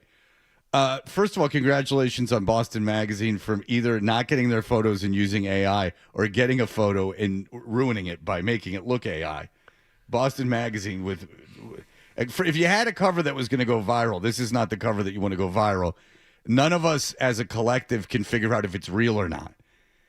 I don't know if it is. It doesn't matter. If you just showed me Vrabel's face, I wouldn't immediately identify that as Mike Vrabel. No. And sometimes, though, if you have a picture from an old job, you just pop it in there because it looks cool. So, this could be AI. I don't know. Come on. But and then Adam was like, sometimes Adam was like, he was like, you know why people are saying why they keep him on the cover, and he's like, because they want to sell magazines. I said that's not why they kept him on the cover. They kept him on the cover because they wrote this thing a year ago. It's been printed. It's been printed. I mean, this thing. They didn't have time to double back and get a new cover on it, rewrite the whole 150 most influential people. I mean, no, this is a mistake. This isn't good for Boston Magazine. I don't even think this is going to help sales. I don't think it's going to hurt them, but I don't think it's going to help them. So we know number one is Mike Vrabel and Drake May. And by the way, apparently much more is coming out about this. Okay. And I'm sure there's a full article to go along with it that most people aren't going to read. They're just going to flip through it to see who's on the list. But Corey Thomas is number 20. Explain to me how either Mike Vrabel or Drake May are influencers. You put them on the front of your magazine, and one of them doesn't have a 6-year affair, and you're able to sell a lot of magazines just based on their presence. I mean, but by the strictest definition of the word, what are they influencing? Infidelity, bad music. I don't know. I mean, playlist making. Because it's boring to put like the mayor of Boston and the governor of Massachusetts as number one. Going to romantic resorts in Arizona, lying, all of those bad things. PR, handling things poorly, standing ovation. And I would counter that missing the draft. If your argument was to stay away from bad PR and infidelity and things like this, yeah, one could argue that is an influence. But it's not like he's I don't know. Inspiring people to go. Nicholas, the phone is ringing. Do any of these things. Nicholas was he did not care about the phone. There was multiple lines ringing. He just didn't care. Mm-hmm. I always find that interesting that he won't answer the phone. He's on the phone now. Look at Yeah, him. of course, because I said that Nicholas answered the phone. Yeah, but okay, so you All screamed right. at him once. So That's not bad. I went nuts. So to be honest, 150 of these people are people I've never heard of, who I'm sure are very important. I've heard of Maura Healey and stuff. They're either politicians or people that run big companies and things. Jaylen Brown is number 8. You notice behind the two white guys. I mean, he seems a little more into civic causes. Absolutely he is. And without even knowing that much about it, I would argue that Jaylen Brown is far more influential than either Mike Vrabel or Drake May. Jonathan Kraft is number 12. Make a case, sure. Okay. Well, it says that Kraft has had a very good year, even by Kraft family standards. He helped transform the Patriots from last place disaster to AFC champions. He did do that. Mm-hmm. He'll host the FIFA World Cup in Foxborough personally. Yeah. He finally secured the Everett Stadium for the Revolution. Has Everett ever been used as a positive? We finally secured that land in Everett. That's what Steve Wynn said. No, I think Steve Wynn said, uh-oh, this is all that we can get. Okay. We agreed to put a couple trees up, and they said, sure, knock everything down. Just after his brother challenged her in last year's election, he had delicate negotiations with Mayor Wu for the Everett thing. Owen, the other's vice general's board, and he vice chairs Mass General's board and just endowed a dean's position at Boston College. This guy is everywhere. So good for him. All right. Side note on the cover real quick. It was an illustration by the husband of Maria Stefanos, Dale Stefanos. It is an illustration, we've been told by the callers that called in but did not want to talk to you. You suck, Dale. All right. Number 25 is a lot of fun. Ben Affleck, Matt Damon, and Jimmy Fallon. Oh, come on. Otherwise known as Three Guys from Boston. Why? On the Jimmy Fallon show, they did something hysterical. Oh, my God. They had two guys that lived in Cambridge 35 years ago, and Jimmy Fallon read every name of every city in Boston. And what's funny is that bit killed. It was so funny, but what was also funny is when I went to the comedy thing that the Neely Foundation puts on, Conan O'Brien performed a song naming every city in Boston. So I don't know if there's anything linked between the two, but Conan O'Brien did almost this exact same bit at a comedy show at the Garden in January, and then 2 months later they did it on this. And here's what they say about this. Boston Magazine proving itself to be very irreverent and cool. Okay, so Affleck and Damon grew up in Cambridge and Fallon from New York. But when the three of them appeared on The Tonight Show and rattled off 351 Massachusetts cities and towns, incredible Boston accents, Abington to Yarmouth, 4 minutes and 15 seconds flat, the internet lost its mind. Affleck was baffled by Peru. Fallon stumbled on Winchendon. Damon nailed Manchester by the Sea. God bless them. Boston's PR department couldn't have done it better. What a fun person that wrote that. They got a big kick out of it. They took every city and they named them in a row. They said them out loud. Hey, I got an idea. What's the idea? I know you're Shane Gillis. You're coming in the Garden. And you're doing 3 shows. You might need a bit. Yeah, I'm listening. Go ahead. All right, here's what will kill. Go up there and do a Boston accent and name every town and city in Boston. Okay, go outside and get hit by a car. Thank you. That's what his response would be. Hey, I'm selling jokes. Okay, I'm buying. Mr. Dangerfield, you still buying jokes? Yeah, kid. There's all the towns in Massachusetts. Oh, yeah. I like it. Write them down. Number 53 is Billy Costa. Oh, nice. You'll notice how far I have to keep this from my face. Radio and television star Billy Costa. He is 56,000 Instagram followers, and he's got 3 shows. Costa is still getting Bostonians to work every morning. I'm about to. Costa is still getting Bostonians to work every morning via their car radios on Kiss 108, where he threw his friend Matty under the bus and ran him over. I can't believe they printed that. Wow. They did. He's been a fixture since 1980. And when Emmy-winning Massachusetts Broadcasters Hall of Famer isn't on the air, I'll tell you what's hard to win is a local Emmy. Show me one person on TV that doesn't have a local Emmy. He's hosting Dining Playbook and Meet Boston, which everyone's heard of, with Jenny Johnson on Nessun, or emceeing fundraisers, especially anything involving animals in Germany. For a price. More than 4 decades Doing very well doing that. Making a great living. Costa still has our full attention. They were best friends. Raking in a tidy sum hosting those charitable events. You don't know that. He could be doing that for free. Okay. All right, we have to break here, I'm being told. But would you like to know that Donnie Wahlberg's on this list? Sure. Yeah. All right, there you go. And I think the Boston Magazine took an ad out congratulating Bill Chisholm and Jaylen Brown. I think that doesn't look like anyone bought that. That just looks like they wanted it to look like the Celtics bought an ad congratulating them. All right. We'll be back in just a moment. Jordan stuff. We have a song for you. It's a lot of fun.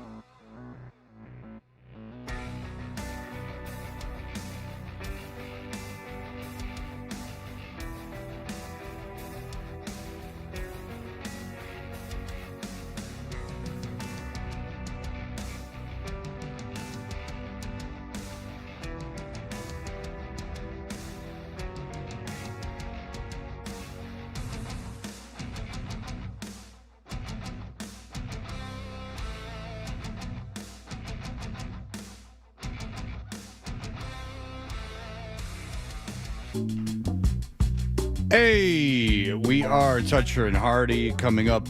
Jordan Hudson has been very busy. When she's not competing in adult cheerleading competition, she's active on social media and asking questions of the university of which her boyfriend is the coach. All right, which might be part of the whole Dom thing, now that I think of it. I have some people that I know, not with the station, that are very convinced of this sub-Dom thing, this whole situation. It's being explained to me. I'm learning a lot. I talked to one person who said that their driver's friend, their driver, he's friends with this couple, and this woman, this person who drives this woman I know in New York. And he said that the wife of his friend said, "Hey, would you mind coming over and bossing my husband around?" Nice. And it's like, okay. Like, but was any of this going on before the internet?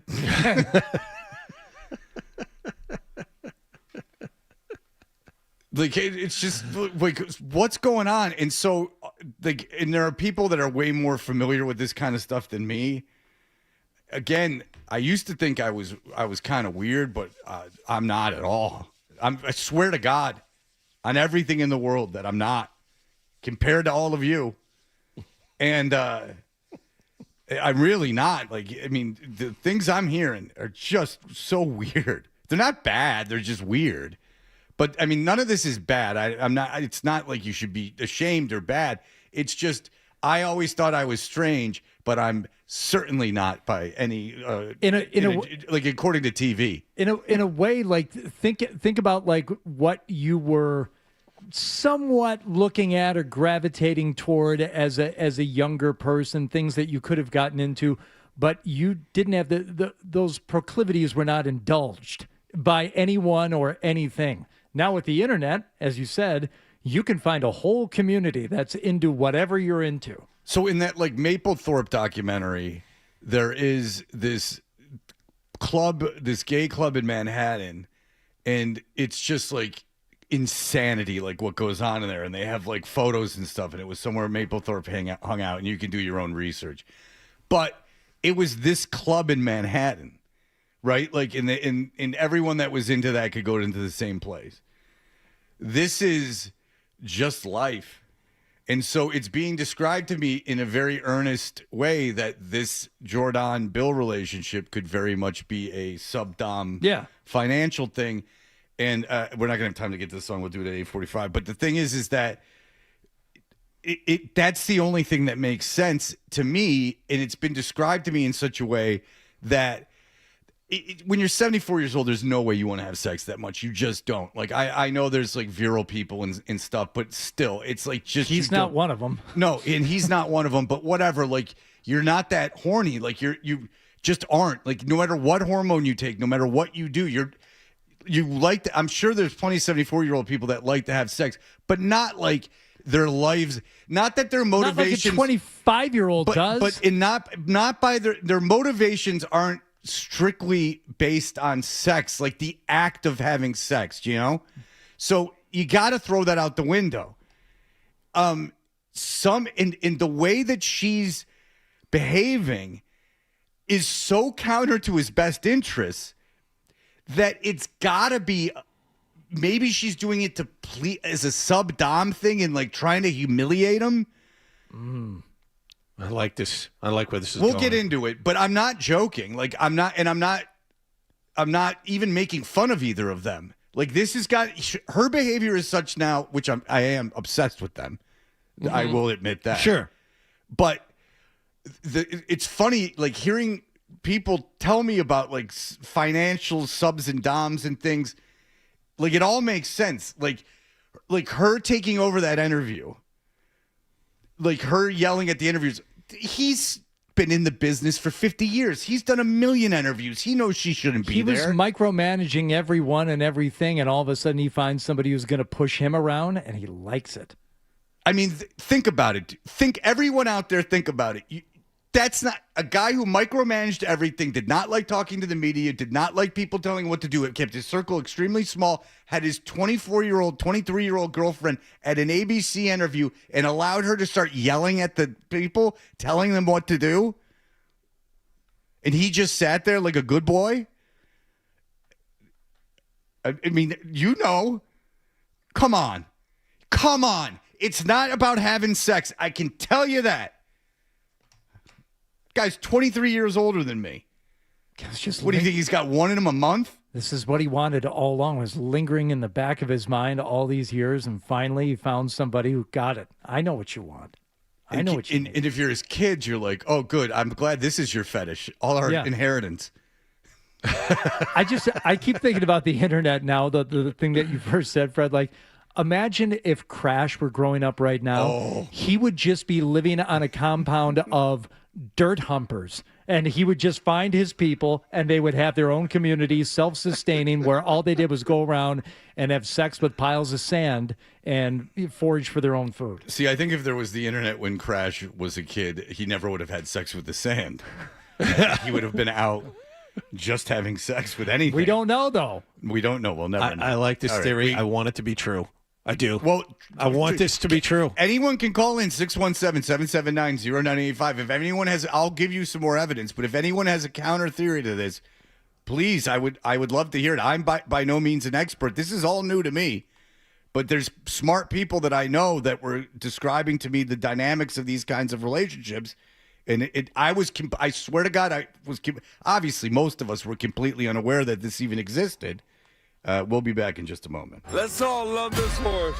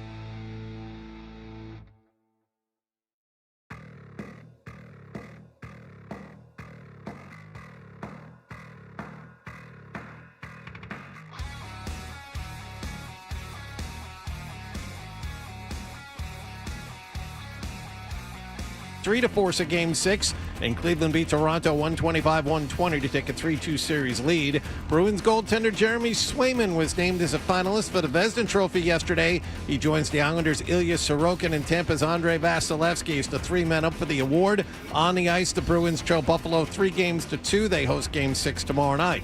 Last night, Philadelphia knocked out Pittsburgh in 6 games. They won in overtime 1-0. Las Vegas beat Utah in overtime 5-4 to take a 3-2 series lead. And Montreal beat Tampa 3-2 to take a 3-2 series lead. Red Sox lost in Toronto yesterday 8-1. They're 12-19. They play Houston at Fenway Park tomorrow night. Garrett Crochet now on the injured list with left shoulder inflammation. And the New England Revolution beaten last night in Pawtucket, Rhode Island 4-3 by Orlando City SC. This was the round of 16 of the U.S. Open Cup.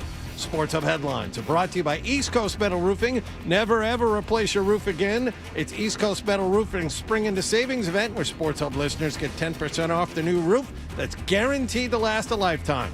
Call 844-611-ECMR or eastcoastmetalroofing.com.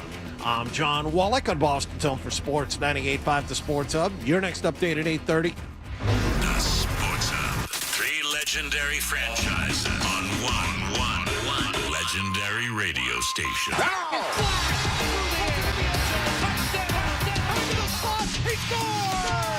It's the Sports Hub.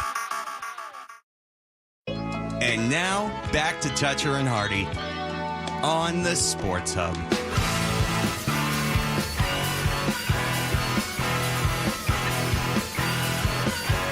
All right.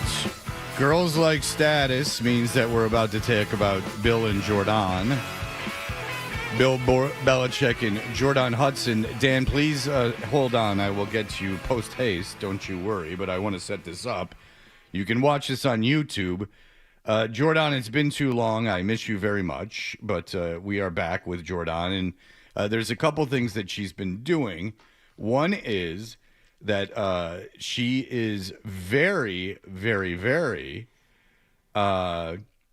interested in what's going on at Pro Football Talk.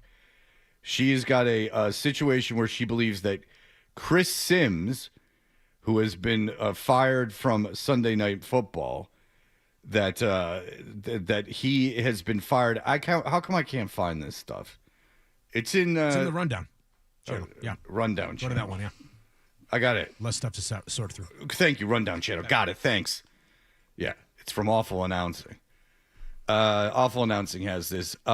So Chris Sims, who's I like, he was taken off Sunday Night Football. They put on Mike Tomlin, and there are some people saying, remember when we played that clip of Chris Sims talking about Diana Rousini and Mike Vrabel, and he got shut down by the guy from Pro Football Mike Talk. Florio, yeah. Mike Florio. Remember that? We played that. So Chris Sims is talking about it. Yes. He's like, be Stay very on target, careful. stay on target. Stay on target. Yeah. Okay, I got it right here. All right, she's referring to this just for context. I'm sorry. I got my ducks in a row now. Here it is for context. Well, it's the biggest story in the NFL. I mean, I wouldn't. I'd shoot you straight. These are things that I've been texting with about my friend with my friends in the coaching world. Even their wives are involved in the conversation. Stay on as target. well. Stay on target. Stay on target. What are you talking about? What are you talking about? Careful. I'm trying to. You ever see Star Wars? Yeah. You see Star Wars? Yeah. As Luke is going down the I don't know. I'm not enough of a Star Wars nerd to know all the terms, but his wingman is telling him stay on target. Right. I'm just giving you. I don't look. There's a lot there, and there's only so much that is reported and known, and that's I'm just trying to help. All right. In Star Wars, did they tell that they have the thing called "shut up" and just let the person talk? Tell me that and read that line back to yourself. I'm just trying to help you. All right. So now, since that awkward thing, there's a guy that tweets out, "Yikes! Chris Sims was fired from NBC's Sunday Night Football coverage just 2 weeks after he was about to reveal some insider info about the Mike Vrabel Diana Rousini scandal. Mike Florio immediately cut Sims off before he could say anything. What does that have to do with Jordan Hudson?" Nothing, except she gets involved. She takes a still shot from her interrupting the CBS morning news broadcast and puts Florio's face as her and the face of Chris Sims as Bill Belichick. She then turns around and says, why is no one talking about this? So Jordan is trying to will this Chris Sims story into some kind of story, I guess, because people made fun of her. Right? I guess. And at Pro Football Talk talked about her, so she goes, why are we not talking about this? Why not at Pro Football Talk? Again, this is a public figure trying to drum things up and trying to get something else going. Wouldn't you be over social media if all these people are bothering you so much? And what are you tweeting about? This is the thing, is like, what is you? It's just such an irony that she fancies herself a PR person. What good is it of you to tweet this stuff out about this thing about Chris Sims and Mike Florio? Say you want this to like spread like wildfire and that you want this to be the biggest story in the world because you hate Pro Football Talk. You tweeting it is not going to do anything. Like, you tweeting it has nothing to do, Miss PR. No. You're the one that effed up. In order to get crazy coverage, you have to mess up an interview on national television. That's how you do it. Not retweeting a bad Photoshop that you made. I mean, this is a lady, and that goes back to what is she doing for Bill's career? Bill is not stupid. Bill is not a young man. Bill has been in this profession for 50 years or more. He is known for keeping a small circle. He's known for keeping control of everything. Why all of a sudden does he have someone who's completely incapable of handling any of this business, handling it poorly, which leads to his humiliation? Why? Over and over again. Does he can continue, despite knowing his own best interests, and this is not for them, allow this woman to get more and more power and keep humiliating him? Because that's what she's doing. Why does he wear a hat that someone made with yarn on it to one of her professional cheerleading competitions for grown adults that has no tumbling? Just being like folks. That's all he's doing. Just hanging out. Well, he knows it's humiliating, and he puts a big goofy smile on his face and wears the yarn hat. It's like someone having you eat out of a dog bowl. You know, like you're trash. I'm still trying to wrap my head around whose side Jordan is on in this Chris Sims. I don't Florio understand thing. it. That's why when he asked me, it took me a second. I don't, Fred. I don't get it, and that's why it was hard for me to set it up because I don't quite get it either. Okay, so in her own post, she makes Mike Florio be her. Yeah, telling Chris Sims as the CBS interviewer to we're not talking about this, right? So she seemingly siding with Mike Florio, don't talk about this. Okay, but now she's pushing the notion that Sims got fired for talking about it as that's a good thing. Sims should have been fired for talking about something that he shouldn't have been talking about. Is that it? Do I have it now? I guess. So she would be the one that got him fired. So she was, and Bill is in the position of the guy getting fired. So maybe that was a little Easter egg for Bill to get maybe a little Bonaroonie. All right. Now, what am I playing here, Adam? You said you should set this up. Yeah, so this is an interesting little bit of audio. David Cavucci's the voice you're going to hear. He started this FOIA ball, FOIA ball. It's talking about unearthing college football's weirdest and wildest secrets, Freedom of Information Act requests. He's guesting on a Triangle Media podcast based All right, so this is about North the Freedom Carolina. of Information Act Yes. in North Carolina. Yes, Okay, correct. You're giving out a lot of information. I can't keep it all straight. What we need to know is this about Jordan Hudson in the Freedom of Information Act. Correct. So if you're a public university, I don't know how much he explains in this. If you're a public university, all your correspondence and things are public because you're being funded by tax money. All right, so here we go.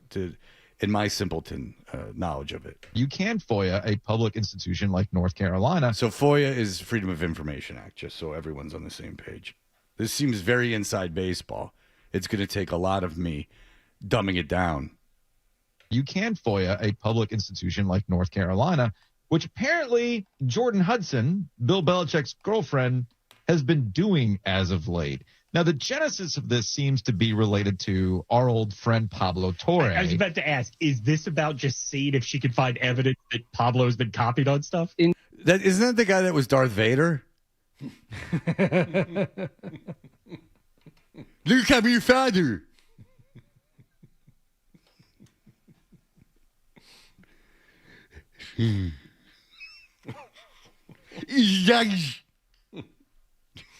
Torre. I was about to ask, Luke, I am your father. Torre. I was about to ask, is this about just seeing if she can find evidence that Pablo has been copied on stuff? In December, she sent 4 FOIAs to the school. One was for UNC's top communications officer, Robbie Pickrell Evans. For every email she sent that mentioned Bill Belichick or Jordan Hudson, which must have been hundreds of thousands of emails, she asked for communications with. Okay, so if you're Bill Belichick and your girlfriend is your girlfriend, just put yourself in any position, whatever you do for a living, and your girlfriend is running around asking your bosses for emails. Like, it doesn't get, I don't care what you do for a living. Your job in what you do is not a factor in this. Whatever you do, if you have an employer and a boss, your girlfriend or boyfriend is running around asking them for emails that they have sent pertaining to you and her or him. That's insane. And there's no way that this does any good. This isn't like a lawyer or they're trying to crack some case. This is what seems like a mentally ill person just trying to like comb through hundreds of emails to see what people are saying about her. And like, even if you were Jordan's dad, wouldn't you be like, all right, like, I think that you're getting like a little manicure. Like, maybe, like, are you planning to like have a room in the house like full of documents that you like draw strings between and like tack up on a board to like try to find the conspiracy around you? You're 24 and you're dating an ugly 74-year-old guy. That's the story. You pretended to be his PR person and you blew it up. I explained it right there. There's no vast conspiracy against you. That's what happened. You're a young professional cheerleader, and he's an old man-boobed goon who has a college football coach. You two conceivably are having sex. It's awkward to imagine. The public feasts on it, and you can't shut up. Ta-da! You don't need 100 emails. That's everything for you. I mean, the minute you went out with him and that someone could infer his penis had been in you, that's the story. He's a big man-boobed sack of garbage and with a horrible personality. And you agreed to let him inside of you. That's the story. She's like, wants to find some conspiracy. You're an idiot. Who is she fighting exactly at this moment? Okay, so who is she angry at? I don't know. I'm trying to figure this out. Upon further reflection, right? Even though she superimposed the face of Mike Florio on her, she appears to be anti-Mike Florio. Okay. She wants all these things out in the open. Okay. So it was like a self-deprecating meme that was created in some way to somehow put her in that position because she also is saying, like, why are we not talking about this? Why are we not talking about this? Not talking about this. Exactly. She wants this to be talked about. But everything about her, like you said, Fred, like if you were a dad, if you were anyone who had like some way inside that brain of hers that could talk some sense to someone who was otherwise being nonsensical and totally illogical and irrational, you would say, what exactly is it that you're going after here? Because you seem to be the one that shuts things down, but now you want things talked about. Is because things about you get talked about anyway? What exactly are you railing against? What are you rebelling against? Who are you angry with and why? Whatever you got. Yeah, whatever you got, Marlon Brando. I got you. I know. I know. Wild bunch, I know. But it doesn't make any sense. No, she's stupid. I mean, she really is stupid. And that's why this thing is so great. Because what is it's very Linkin Park. She's just got a lot of angst, but it's undirected. Yeah. It's like, and what's his motivation for allowing all of this? Because I'm telling you, it's not sex. It's not sex. There's no way that you've lived that many years and your body is that old and you're that into having sex. There's no way. There's some other kind of thrill that you're getting out of all of this. And he, he's not dumb, and he's got a family, and they work with him. Short of, I guess he's got Lombardi, which is a bit of a check against him. But you would think that it's not like this is all going on without his knowledge. Like, he knows about it. He's like a willing participant in it. And the question is why? CBS executives, because she had that somewhat disastrous interview with Tony Ducapel. She asked for communications around Pablo Torre, yes. And then again in April, she was requesting documents around a Daily Mail story that published in June that basically just shared sort of all the angry emails AD Bubba Cunningham got, the school chancellor Lee Roberts got, which is just one of those funny stories where angry, cranky old people email. Do they have a general sense as to why she is doing this? I don't know. It's like, it's not a very effective way to build a case against a university that you maybe think is, I don't know, they're paying your boyfriend so much money. Like, no matter what you think about the leadership, or if there's some people who hate Bill Belichick and some who like him, like, you're getting a ton of money on this, and like whatever happens.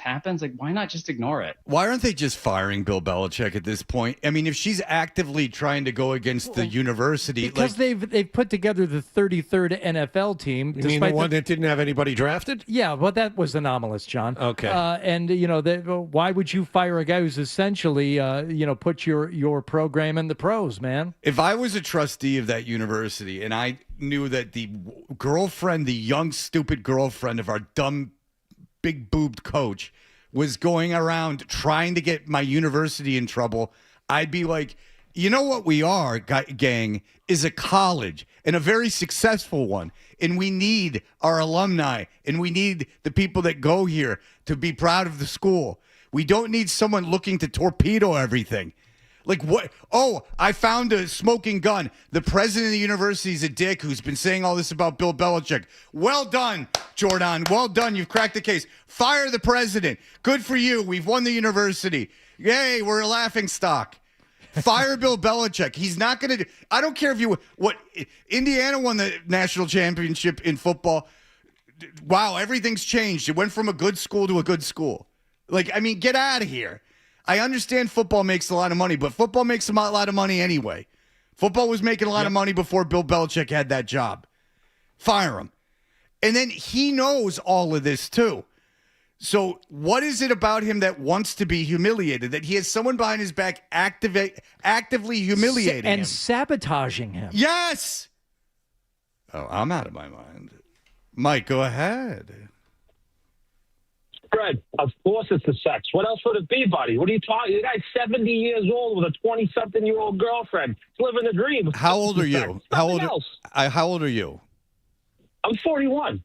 Okay, how many times a week, if you could, would you have sex with someone that you've had sex with before?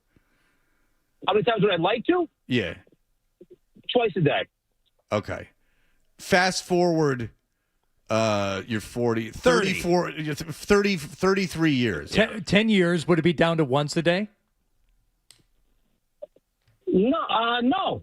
But if I'm 70 and I got a 20-something-year-old girl, are you kidding me? The point that Fred is trying to make is like, if you want to do it twice a day now in 10 years, maybe it's once a day, then it's once a week, and by the time you're 70, this was great to have sex with a 24-year-old a couple of times, but after that, how interested can you be? It's just hormone. It's chemistry. It's evolution. You're not that into it. He's buried in that thing. He's buried in her. He's buried in her. What are you talking about? He can't get out of that thing. He's buried in there. Well, Mike, I hope you're right. Then there's hope for all of us. Of course he is. He can't get out of that thing. Neither will I. He's buried in it. We know. I was living there. I hope. In there. All right. I hope you're right. He's got a cheerleading competition going nuts. He loves it. He's living the dream. Would you go to the cheerleading competition? Oh, that's a Yeah, good of course question. it was. Ask him again. He didn't hear you. Oh, do you have a girlfriend or a wife? Yes, of course I do. Okay. Well, no, I didn't know. All right. And Yes. And you enjoy you want to have sex with them twice a day. How long have you been with them? A long time. A long time. Oh, look at you. But if I'm 41, and if some 22-year-old girl, right? I work in Boston. Some BU student, 22 or graduate, comes and is like, "Hey, yeah." I'm like, "Yeah." Like, Yes, are you yes, kidding of me? course you would. But I got news for you. Not the fifth time, no. But maybe you're of different. course. But maybe you're different. Would you be buried in it? I don't. I think you guys are different. I'd be buried in it. Wouldn't get out of it. Wouldn't know what to do. He can't call plays anymore. He doesn't know what to do. He can't even coach football. It's a wrap. Because Hey, your theory's as good as mine. Because he is.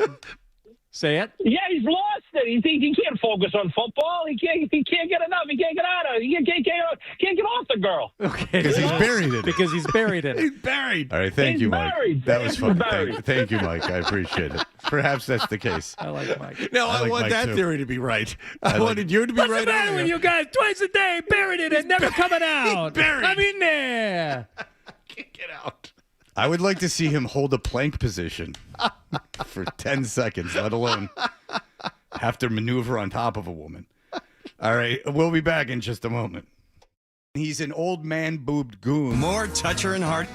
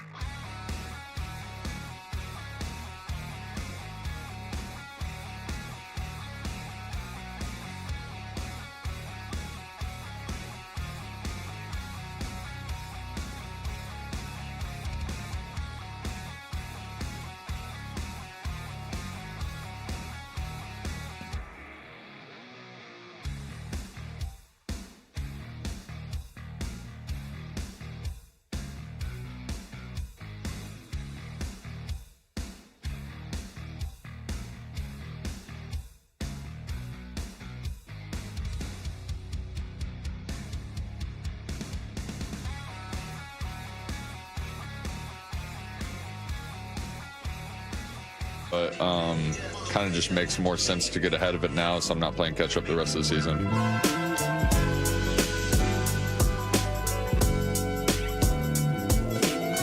Yo, we are Toucher and Hardy. Tom Caron is the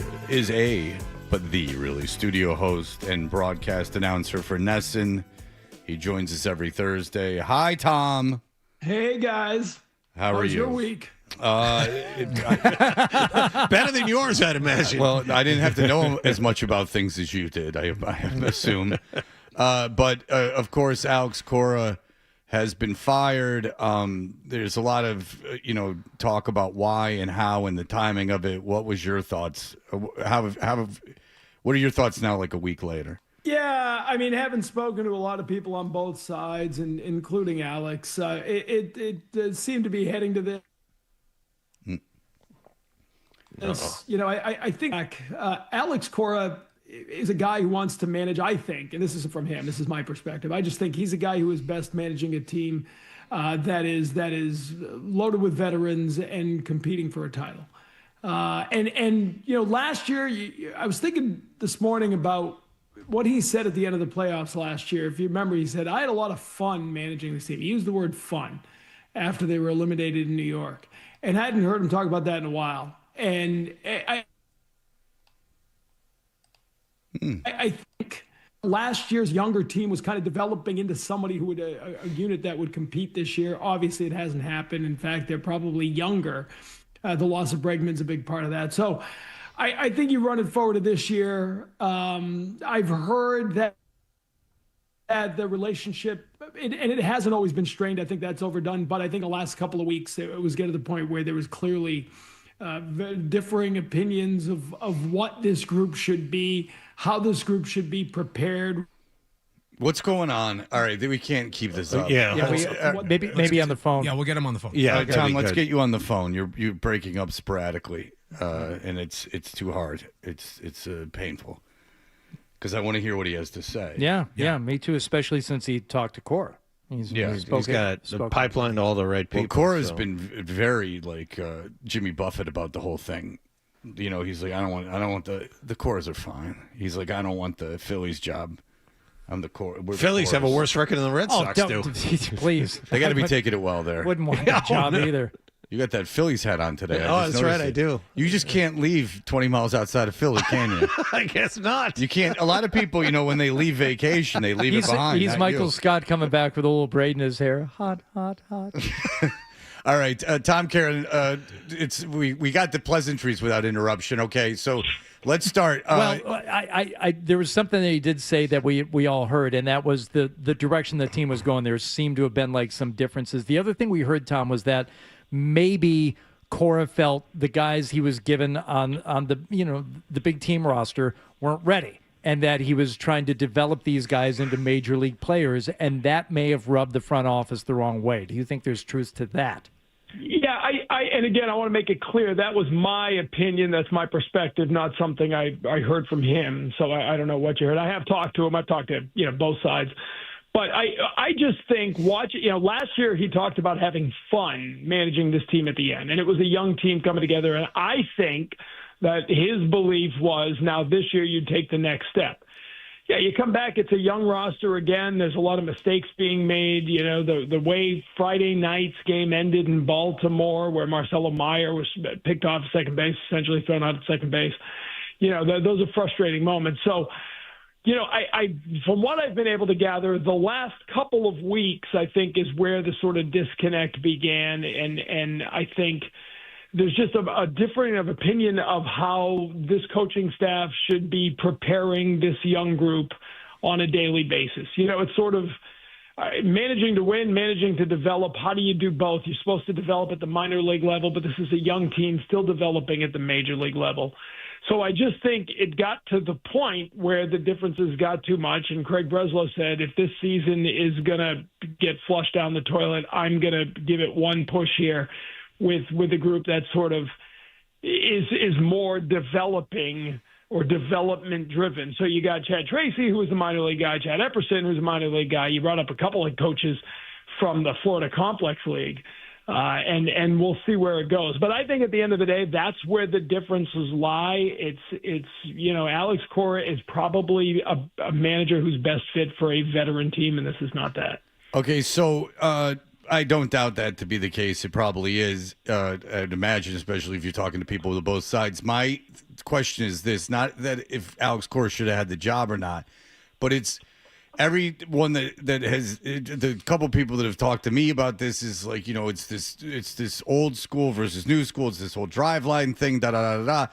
But my thing is if you're the Red Sox and you're representing yourself as this buttoned up, like precision-oriented organization where everything is a plan and formulated and down to the decimal point, how are you firing your manager in April, right? Like, if everything is data-driven and predetermined almost, and you know how everything's going to go, and I don't mean this cynically, I mean this seriously, how did you not know this wasn't the right manager for you before spring training?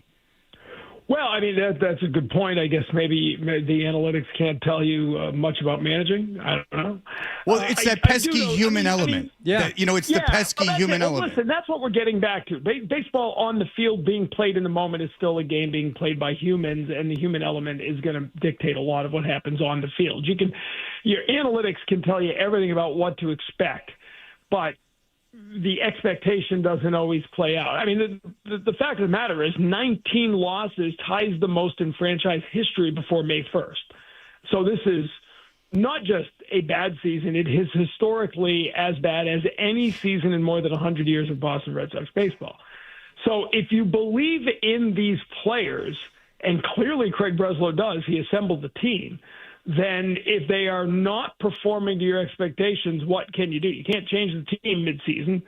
So you try to get a different manager, a different voice, someone who you think will get this group aligned with your expectations. Okay, is it really Breslow doing this? Because Sam Kennedy said as much. No, I think it is. Yes, Okay. and I want to jump in quick on that because I think it is. And I just to be clear, I know less than you think. So, I mean, this is no, you don't. buttoned down That's impossible. organization. Okay, but what I do know, and I know more than most, and what I do know is that, when Sam Kennedy sits at that press conference and is asked, did Breslow come to you? And he says, absolutely. He makes bold decisions, and it's up to us to support them. To me, more than anything at that moment, and everybody I've talked to and following up on that agrees with how that was laid out, that is the group saying Craig Breslow believes a different manager will help this. Let's see what happens. But absolutely didn't leave a whole lot of room for interpretation. It seems pretty clear that Craig Breslow went to ownership and said, I think a change could get this season going. Let's do it. All right. Well, now considering where we are in the season, you're 12-19. You're further out of first place than any American League team, and your top two starters are on the injured list. If this continues to go bad, let's say this team finishes below 500, is Craig Breslow's job in jeopardy? Because of all of this, he's cleared the decks. No way. Not if he fired the manager and it was his decision. I don't know. It's no way. I mean, you can't. I'm kidding. I'm joking. I'm being facetious. He's being a goose. If they finish in last place, they have to fire Breslow. My question would be, my question would just be who to work here. But go ahead. Yeah, I think the thing to watch for, too, is you're talking about the end of the season, and I think that's true. But if 2 months from now you're further back than you are now, right? If this season just totally gets away from you and it's 2012 2.0, then the question is, if you really are thinking of making a change, are you waiting till after the season, or are you doing it before the trade deadline when you begin the process of changing things over? I think that's the next sort of milepost to keep an eye on.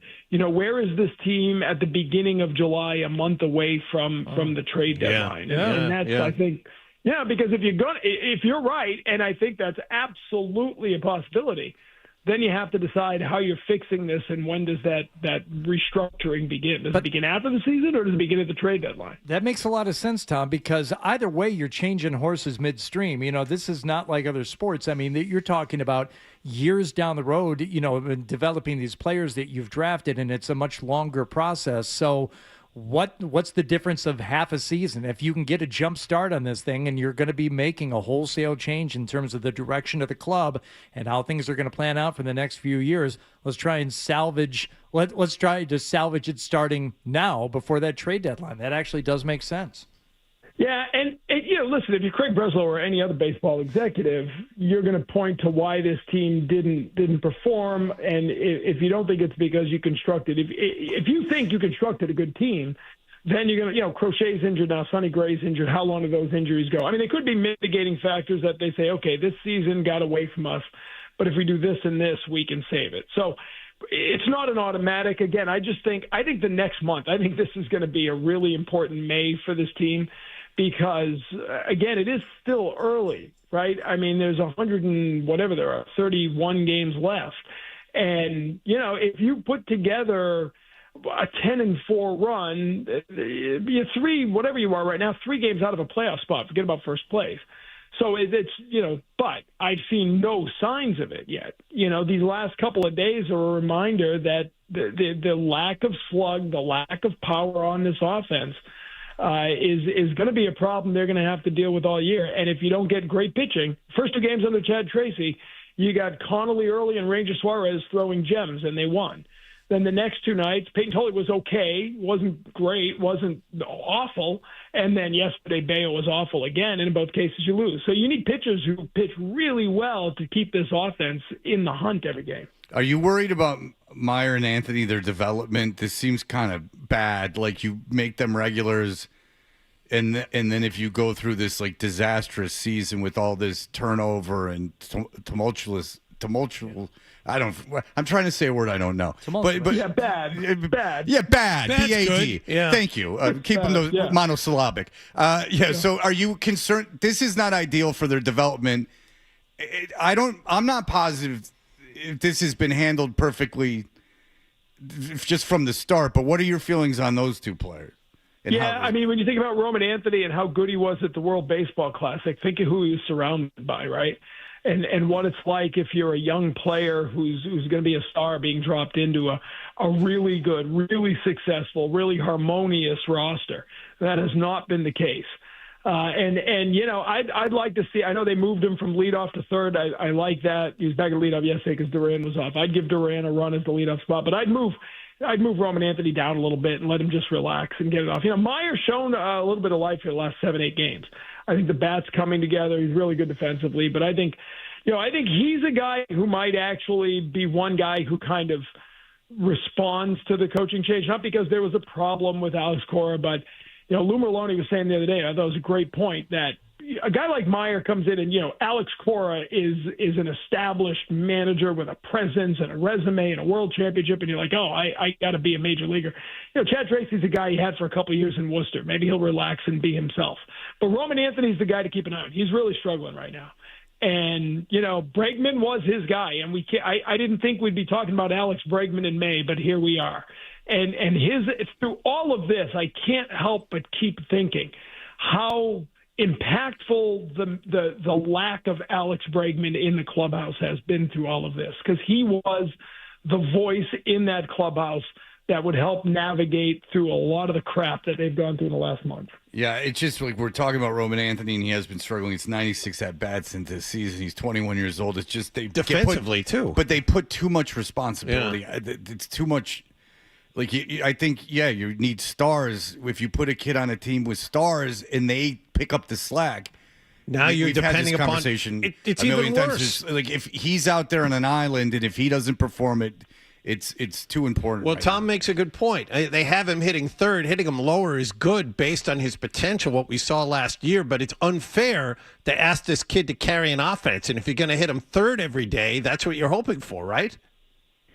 Yeah, I mean, you want a kid to be the face of the franchise after he's had a remarkable year. Right. He had a really good year last year, but it was cut down by injury. He wasn't there for the playoffs, and it hasn't been this year. I mean, I think there was just so much put in on Roman Anthony is going to hit the ground running in 2026, and I do think the where he bats in the order is a little sign of maybe where the front office and Alex Cora didn't align. Cora loved him as a leadoff hitter. As soon as Cora's gone, you see him as a 3 hitter, so they already moved him out of that. I just think, they put a lot of pressure. And I think of all the young players I've covered in a long time, Roman Anthony's capable of handling the pressure. I think this guy is going to be fine in the long run. But could you be setting his development back a little bit? Yeah, I don't think this is going to ruin his career by any stretch of the imagination. Yeah, but that's the thing, is that it can take kids years to become stars. Not every star in baseball, not most, come in at 21 and light the league on fire and go off for the next 20 years. Like, you have to have patience. And he's in a position where he's not being allowed that patience. That's all. And and you remember he struggled at the beginning last year. It's kind of forgotten. The first month was a tough one. And then he did turn it around. But again, I'll bring Bregman up. But, who's batting behind him? Wilson Contreras is kind of the one guy who has just continued to hit, right? And with power, another home run yesterday. But he can't. You can't have him everywhere protecting every other hitter in there. So you got him in the 2-hole. Now you got Anthony behind him. So it's going to be on Anthony to figure it out on his own, and that's not easy. All right. Tom Caron, watch him on Nesson. Thank you for the time, sir. Good to talk to you again. Thanks, guys. Appreciate it. All right. Here are the headlines.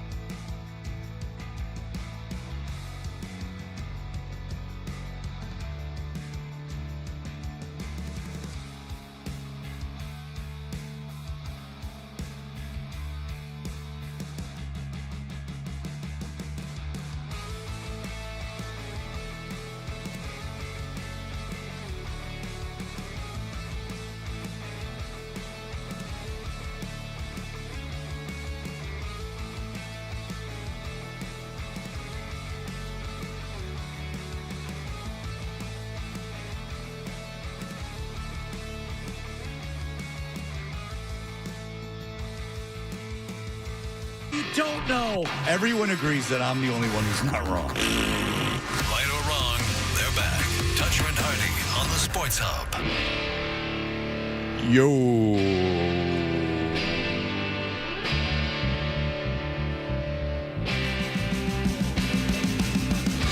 We are Toucher and Hardy. Listen at the end of this segment for a chance to win a pair of tickets to see Shane Gillis at the TD Garden.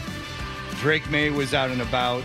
This is only 14 seconds, but he was, Ryan saw this. He was asked about Mike Vrabel and his philandering with Diana Rossini. Hachi, machi, woof, rah, bite the fist. Squiggy style. Lenny and Squiggy style. All right, here we go. Yeah, we're here for Coach. We love Coach. You know, what he does for us, what he's done for us this past year. You love Coach. Everyone loves Coach. Too many people love Coach. He's too loving. Seems to be the So problem. he's a lovable guy. Yeah. He's polyamorous. Yeah, we're here for Coach. We love Coach. You know, what he does for us, what he's done for us this past year. You can't speak into words, and just, thankful he's our head coach, and know he's doing some stuff off the field and out of the coaching world, but, we're here for him, and I know he's going to come back. Yeah. What stuff? Yeah, what stuff? What stuff is he going through? It's just, I don't think it affects him professionally because, I mean, you're wrapped up in all the work. He's got plenty to do. I don't think he's going to be sitting there, forever having it affect his work. What I do question is why he would stay married, but that's a personal thing between him, and I don't know what his values are. Mine certainly are not of staying in that relationship. I almost got into this conversation in the last day or two. Someone about, I don't think it was you, Wallach. It was somebody, though, who You don't like? It was, I mean, even for Wallach, it would have been like a dumb statement. No offense. But it was something to the effect of, hang on, how much more can the Patriots put up with this? Right. Was that you? I think it was you. Yes, I'm like, it was me. Because Robert Kraft is going to say what? No, Robert Kraft is not the bastion of all things good, obviously. He got caught in a massage parlor and basically got off on a technicality. So I understand where he doesn't have a leg to stand on, but as the owner of the team, the publicity coming in is all bad, and it will continue to be bad. It was Vrabel's mistake in the first place not copping to it, but now his head coach is being tailed through airports. No matter what he does, he's being photographed. They're checking on where he is and what he's doing. And if he's not with Diana Rossini again, that will dry up that part of the story, and like him getting followed through Logan into his car. Maybe. That because he gave him nothing. And you say he's embarrassing the organization. It's uncomfortable. There's a difference between this being uncomfortable for Vrabel and it being an embarrassment for the organization. I don't think it's an embarrassment for the Patriots. I really don't. He really just has to get through one season. He didn't do anything bad. He's got to get through one relationship, and however that plays out, that's one thing. And then he's got to get through one season professionally. Well, yeah, one season professionally, not in terms of getting fired or not, because I think that's preposterous. You can't fire him for having an affair. Then you'd fire everyone. There'd be like one Christian guy on every team. And I really don't think this is falling on the Patriots like other things. No, I don't think so either. But the thing, in terms of well, John does. Well, we'll both gang up on him then. So, like, if the thing about being tailed, like, that gets boring and no one's going to care. And he was late today. Then it pops up during the season because he's on TV again. But then after the season, who cares? Unless Rossini pivots, because she'll never get a job in journalism again. And she pivots and becomes like sassy podcast lady. And regardless of the success of it, it will get clipped.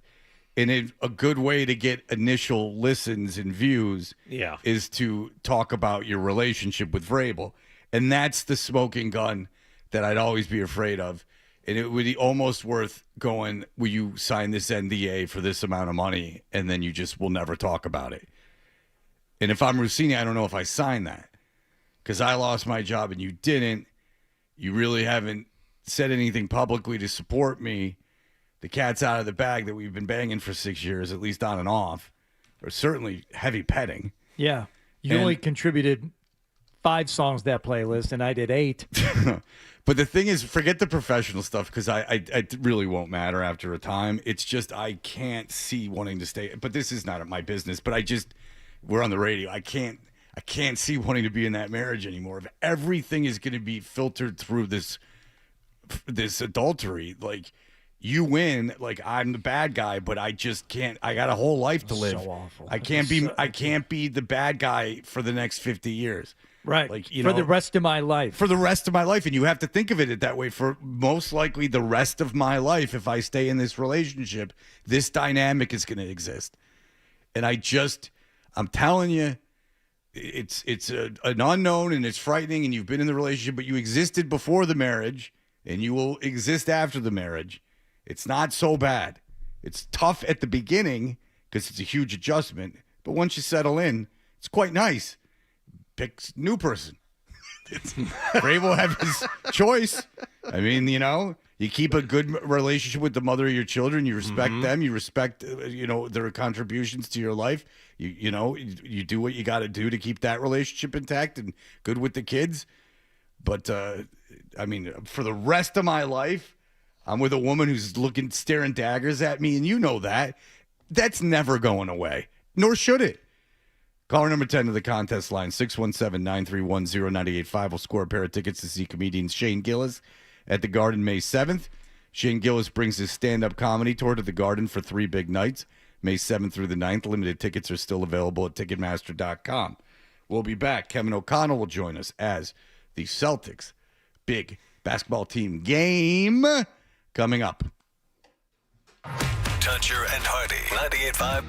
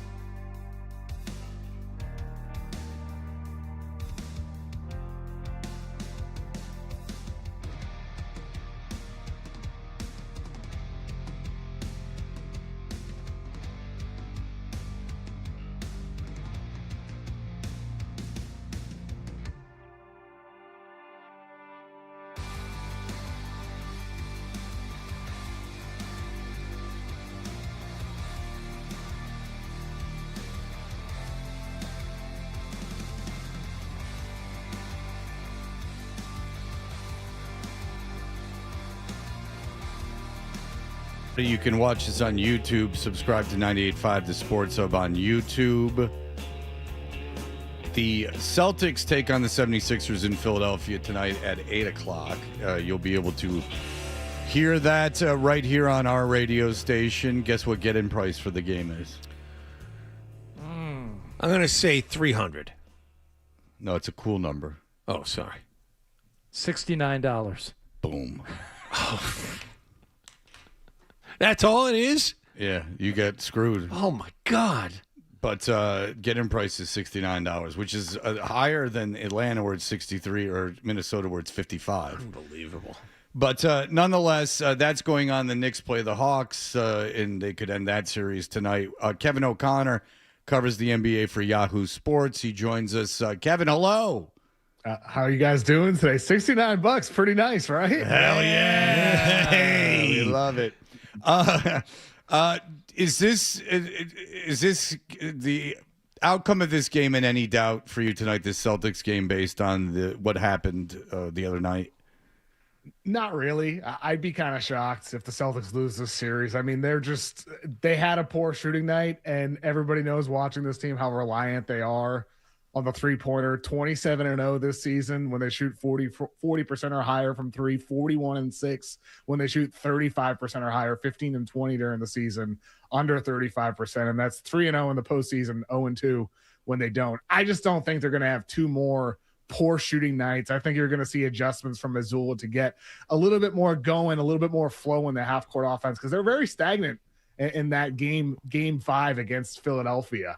So I'd expect some adjustments there to get more quality shots in the half court. Okay, what are they going to have to do adjustment-wise defensively? Because Embiid seemed to have found something specifically in this last game, and they're going to have to change something. I definitely think, look, Embiid, that game 4, he comes back. It felt like the floor of the Sixers. Embiid slowed down their flow offensively. They looked more stagnant early in the game. Maxey and Edgecombe were trying to get Embiid shots, and he seemed very rusty. Game 5, it felt more like earlier in the series, but with Joel Embiid on top of it, playing like a former MVP. So I think with the Philadelphia 76ers, that in large part had to do with just Embiid game 4 warm-up, game 5 returning to his norm. To me, I look at it on the other end of the floor, honestly. I think they need to figure out ways to wear out Embiid and tire him out, because in game 5, the Sixers played Embiid very low. He dropped low in pick-and-roll coverages. He stayed as close to the rim as much as possible. And for the Celtics, that led to an inability to get quality catch-and-shoot three-point opportunities. They had only 20 in Game 5. That's a series low. Their season average was 27 as well. Game 1, they had 25. Game 2, 38. Game 3, 33. Game 4, 33. Only 20 in Game 5, and that's in part because of the lack of penetration they were getting into the paint and their inability to pull Embiid away from the paint. And so I think if you can get those catch and shoot three-point opportunities, pull Embiid out of the paint, maybe with more dribble handoff actions involving Vooch, involving Keita, wear him out, and then that influences his ability to sustain success on the offensive end of the floor. Because it felt like, to me, he was able to conserve a little bit more energy on the defensive end in Game 5, not playing out on the perimeter as much as he did in Game 4, when he seemed, frankly, exhausted and out of shape, it seemed like in Game 4. Does that mean less of Keita and more of Vucevic, who is a legit three-point threat? Maybe. I mean, they did a good job defending those Vooch pick and pops. They were using some switches to contain those, but I do think it could mean more Vooch, pull him out as much as possible, but like, you know what that means? Like, Keita is the better defender. So if you're talking about trying to improve the defense, it's a push-pull between those two actions. I just think the Celtics, with Keita on the floor, that's when they're likely at their best, unless it's one of those just super hot Vooch three-point shooting nights in which Embiid is forced to close out hard on him and not sag off and live with the consequences of him making those shots. But I do think it could mean more Vooch, to your point. And more along the lines of defending Embiid, where they clear out a side and then everyone spots up for a three on the weak side. Do you see more doubling of him in the low post? I would think so, maybe. I mean, with like Joel Embiid, he looked like an MVP in game 5. And game 4, he looked like a guy coming back from an extended absence. And so, like, what version of Embiid are you going to get now on short rest? That's a big question, I think, for the Philly side of things. But, I mean, also part of it is just, like, winning your matchups. I think, like, we can talk about Embiid trying to win that matchup, but it's also Jaylen Brown versus Paul George. Paul George pretty much defended Jaylen Brown one-on-one the entire night, and it looked like an all-D defender. He looked sensational defending Jaylen Brown, making things hard on him. So can they win those individual one-on-ones? Can they win in a 2-on-2, pick and roll situation, which they didn't in game 5 with Embiid playing low? It led to less catch and shoot opportunities. It led to more pull-up threes by Tatum, which he's been quite inefficient at during this series. So can you win those individual matchups if the Sixers are going to have Embiid play low in pick and roll coverage, if they're going to stay home on shooters, be a little bit more tighter on those closeouts, not giving as much airspace, not helping as much? I think those are going to be kind of the mini battles that determine if this is forced to a game 7 or not. But at the end of the day, like with Boston, they do really embody the live by the 3, die by the 3. And we have seen that time and time again with them all season long, basically the entire Joe Mazzulla era. So it might just simply come down to that more than anything else that we might talk about. What's going on with Derek White? Why is he not playing so well, shooting so well, and everything else? I've tried to figure this out. I'm not exactly 100% certain what it is, but I think with White, when he first got to Boston from San Antonio, he was a very streaky shooter. And he talked about the empowerment he got from the coaching staff just to let it fly. And that was different than what it was in San Antonio, where it was like they wanted him, he had a bit of a leash. And that, I think, got into his head. I think White has been very open about the mental side of shooting. Well, this year is his first full year in Boston where he had a lot more responsibility on his plate. He's running more pick and roll, ball in his hands more often, more off the dribble, less off the catch, different role.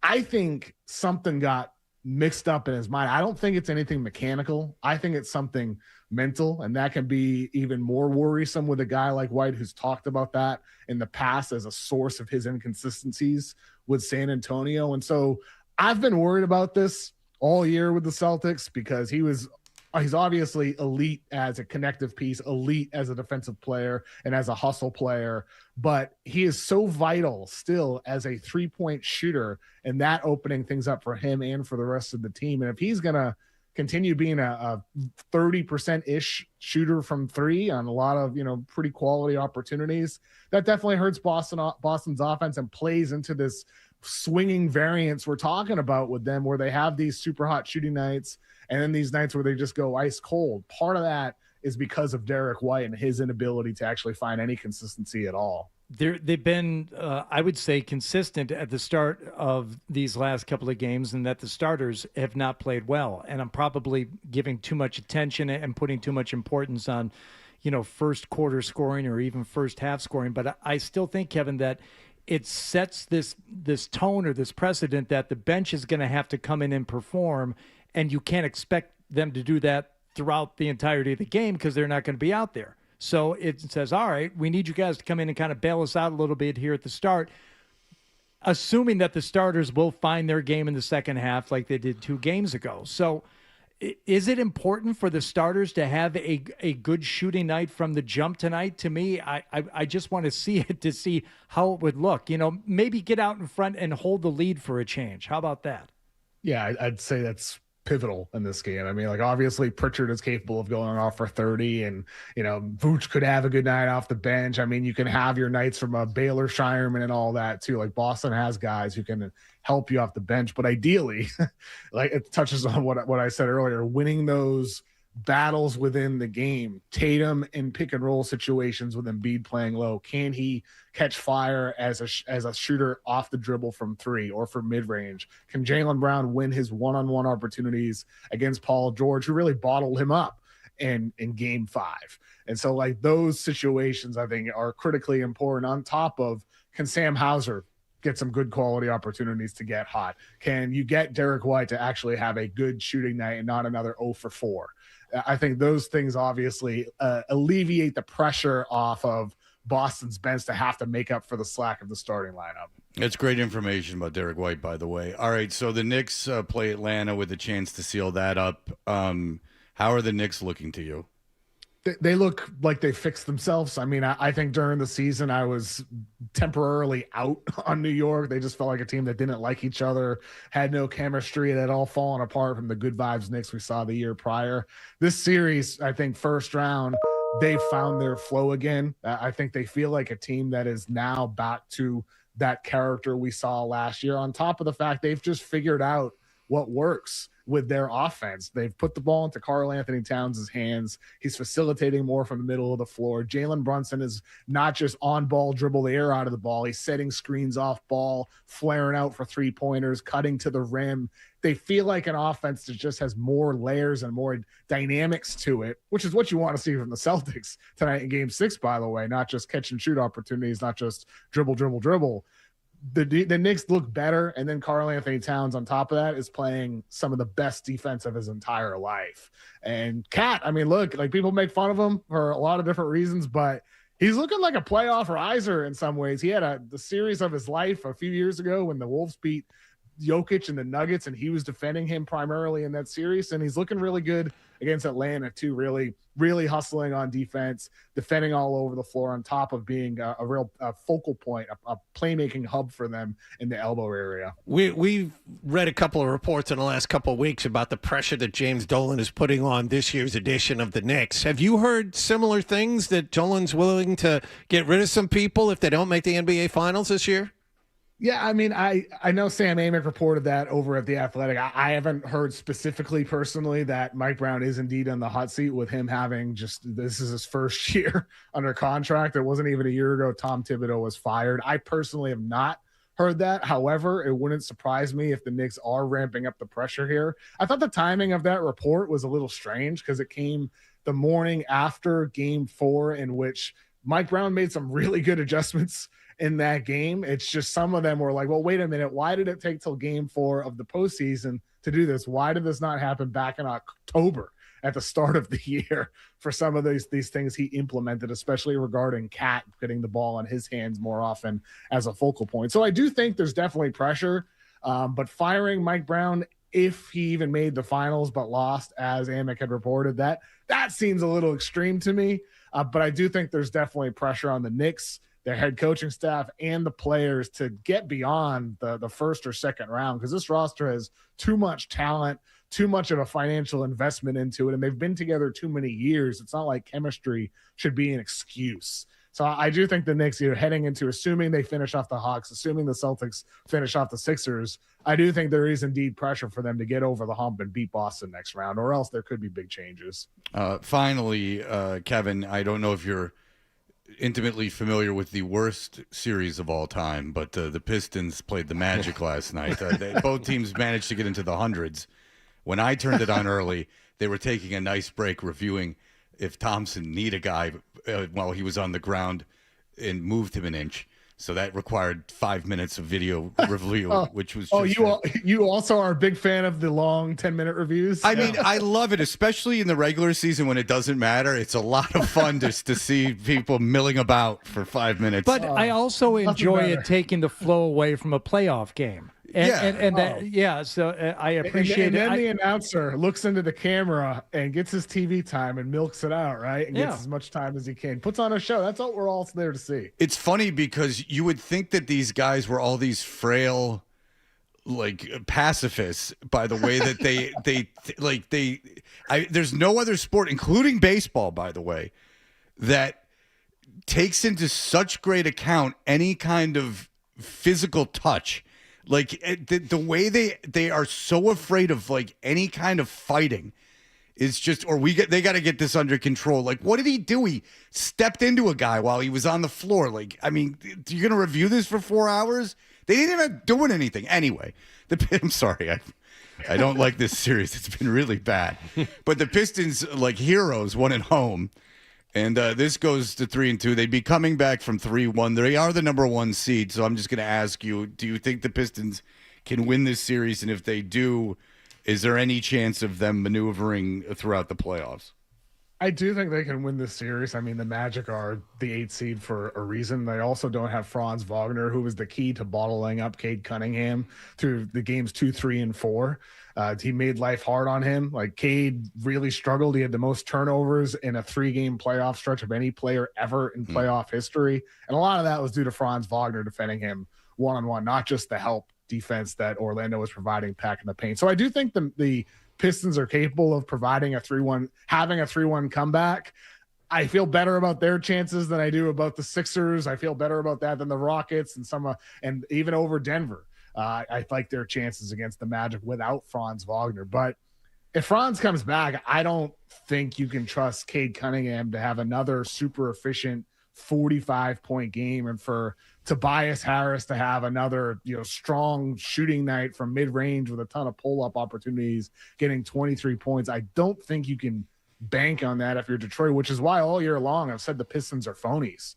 I don't think this team has enough shooting. I don't think they have enough creation alongside Cade Cunningham. And I think the Magic have exposed a lot of those flaws in the first round, which is why it's been so hard on Detroit. And I think if Detroit does get through Orlando, I think they'll lose next round in all likelihood. Yeah. If they don't lose next round, they're definitely not going to make it to the NBA Finals through whether it's Boston or New York in the East Finals. Yeah, it is pretty amazing how that all came to roost, all that scoring problems and all those shooting problems. They only have one guy that can score on that team. All right, Kevin O'Connor, thank you so much for the time. Read him in Yahoo Sports. He's the best.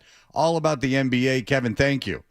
Hey, thank you, guys. Have a great rest of your morning. All right, you do the same. All right, we got a lot of emails today. I don't like that phony word. He's going to end up with his thumbs broken. He keeps calling people phonies. Yeah.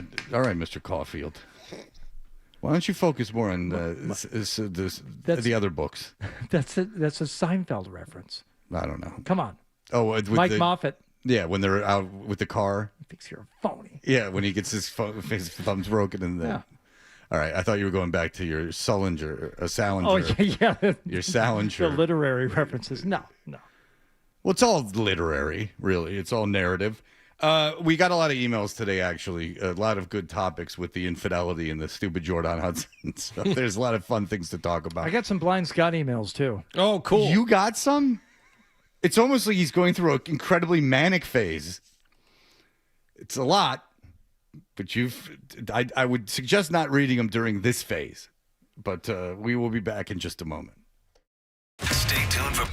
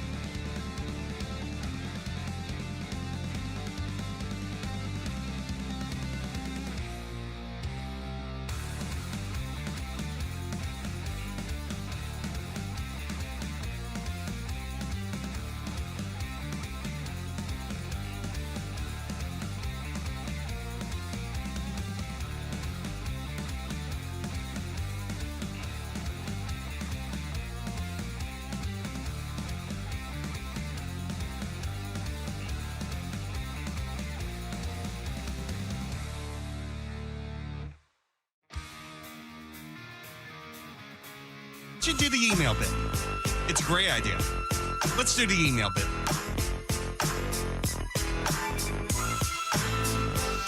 Hey, everybody. We are Toucher and Hardy. It's easy to email us. You can email us. Find our emails on the website, 985thesportshub.com. Follow us on Twitter and Instagram at Toucher and Hardy. You can follow Hardy on Twitter and Instagram at Hardy985. He's tweeting all the time in real time, all his thoughts as they come to him throughout the day and night. They need to be told.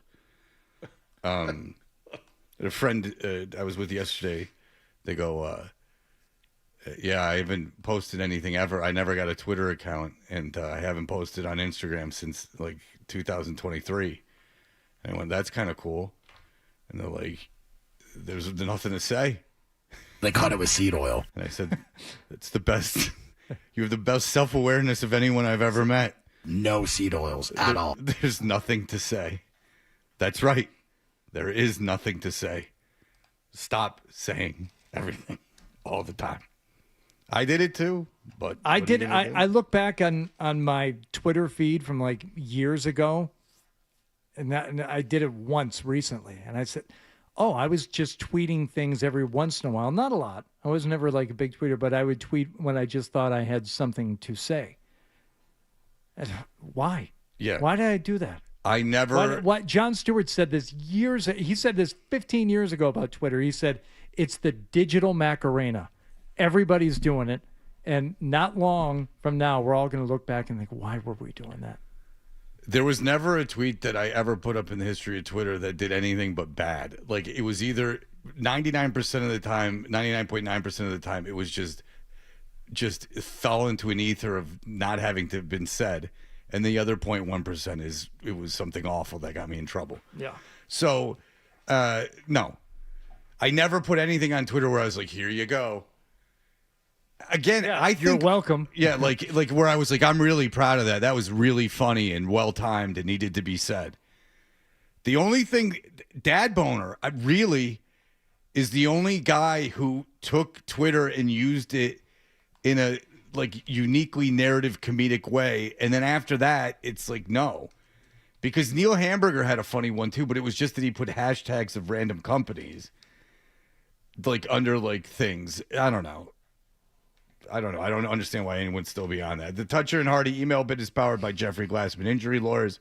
You've been hurt in a car or work accident, you got to get Glassman.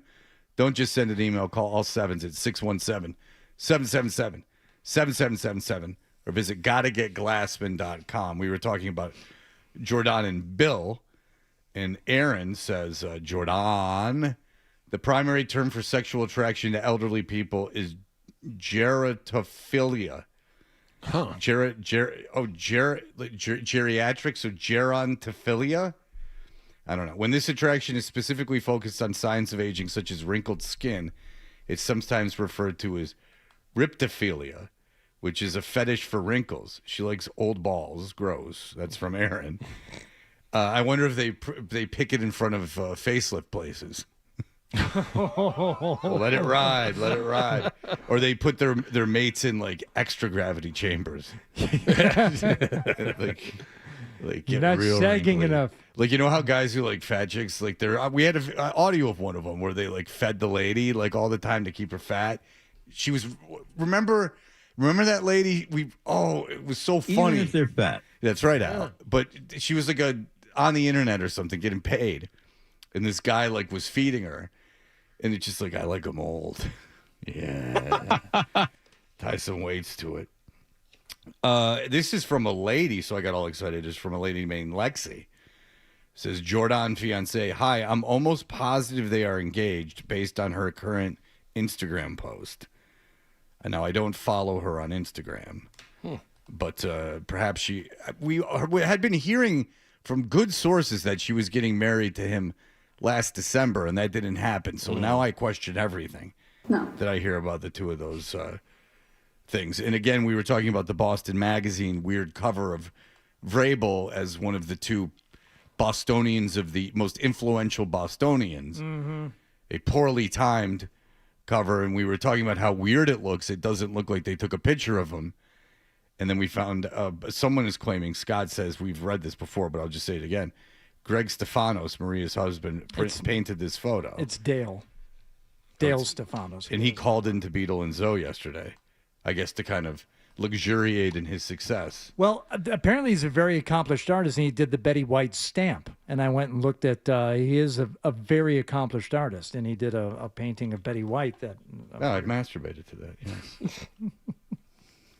Indeed. Yeah, look at it, Fred. It's but I don't know why both nipples are out. No. It would seem like you would just have a hint of one if it was real Betty White.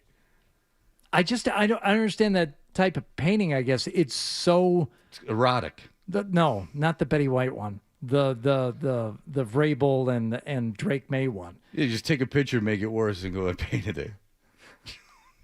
But it's obviously realism. It's Norman Rockwell-esque, but it said it took him 40 hours to Give me the complete that. Copper Tone ad. 40 hours to complete that painting. Jeez. And you said he stinks. No, I was kidding. Well, I was kidding just because he called in. I don't think it stinks. You know what? I thought it was a words photo. hurt and harm. You Ah. have a chance to make it right now. Will you do it? Yes, I don't think you stink, Mr. Stefanos. I think that you're a good guy, and that I was just playing around because it was the cover. Wow. It was funny to say. I'd have bet money he wouldn't have done this. Yeah. I don't want the guy to feel bad. I don't really think it stinks. I'm kidding. It was just something to say that was funny. If he took it was ever to take offense to that, I'd feel bad. No, I don't. I didn't mean that. All right, here's an email. As we had Isaac on the show earlier today. Did we ever? Celebrating his internship on Fox and Friends. He got to do the news in front of the president. He got to do the weather, Fred. Yeah. But he wants to do the news. Well, he wants to be a commentator. Cooler temps for much of the West. That's his mom taping it on her iPhone. He wants to be a political pundit. Yeah. And there's nothing wrong with that. That's not how he said it, but okay, if you want to put words in the kid's mouth. Somebody asked, where is the love for Tyler Milliken's cousin? Oh. He was an intern too, you dingus. He even wore a massive cross. He's probably interning at someplace much cooler than Fox News like InfoWars now. He had charisma. Go ahead, yes. No, he was, we all enjoyed his presence. And then there was that weird phone call out of nowhere. Do you remember that? Like 6 months after he was here? I mean, he bombed on a phone call, but what are you going to do? Yeah, but I mean, it just, I don't know if it soured it. It just, we haven't spoken of him since. It didn't sour it for me. I mean, yeah, he had like a real clunker of like a phone call that was supposed to be funny, and then it wasn't. But I mean, the songs were unforgettable. The Jason Tatum song. Well, they took us through the very beginnings of this show. I mean, you know, he was a big content creator for us. It was even before we had Adam. He was creating content even not when asked. Pay attention, future interns. Just bring something to the show without us having us ask you to do it. That'd be fantastic. This is an interesting email from Matthew. He says, cheering Patriots. No. Vrabel got cheered by the season ticket holders, and if the guy was there too, I would applaud. I mean, the guy's going through a tough time. He didn't do anything to us or as a society. He just had an affair.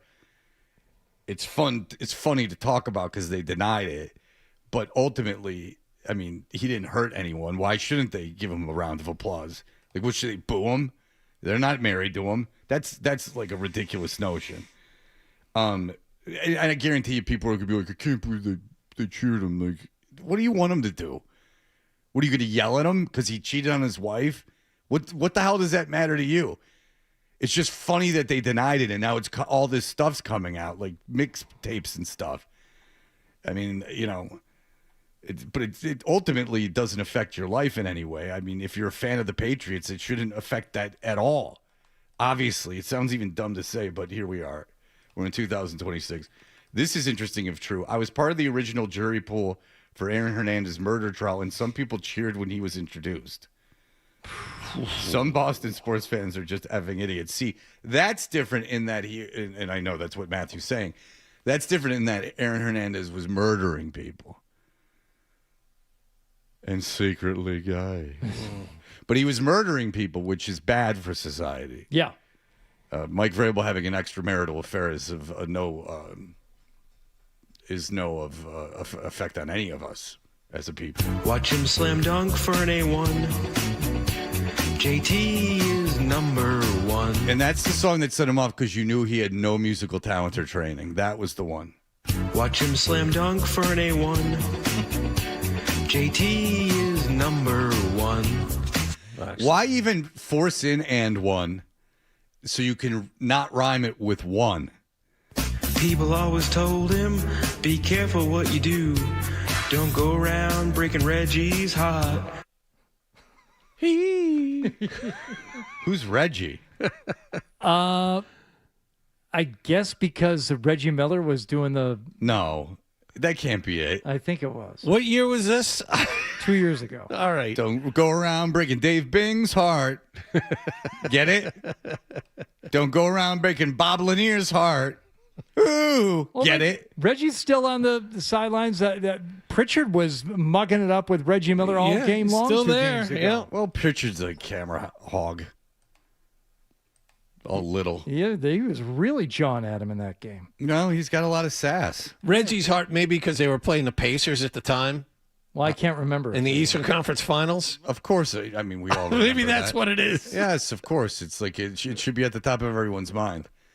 I think Pritchard's got a rude tude. I'd go so far as to say. He's got sass.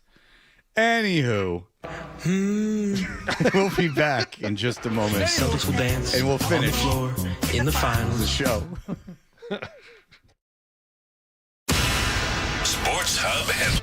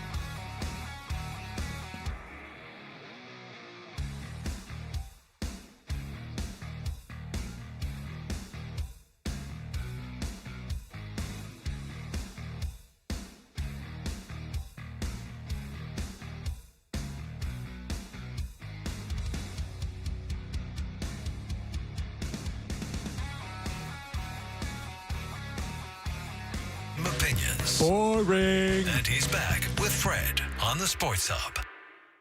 We know what you're thinking. What could I possibly have missed from the show? It's time for The Stack on Toucher and Hardy. Hi. We are Toucher and Hardy. There was a way too early mock draft that's out, by the way, and Arch Manning's going number 1 to the Cardinals. It's put up by Jordan Reed of ESPN, and I just looked. The draft order is the inverse of the odds currently on DraftKings. So apparently they have the Rams as the favorite to win because they have the Rams and Buffalo making the last 2 picks, and the Patriots are picking 25th in this way too early mock draft. But they have Arizona at 1 and Arch Manning going number 1. But you get Nick Marsh, who played at Michigan State and then got out of there to go play to the front runner kid. That's right. Going to the Patriots as a wide He's receiver. going to Indiana is this year, so he's a front runner. Yeah.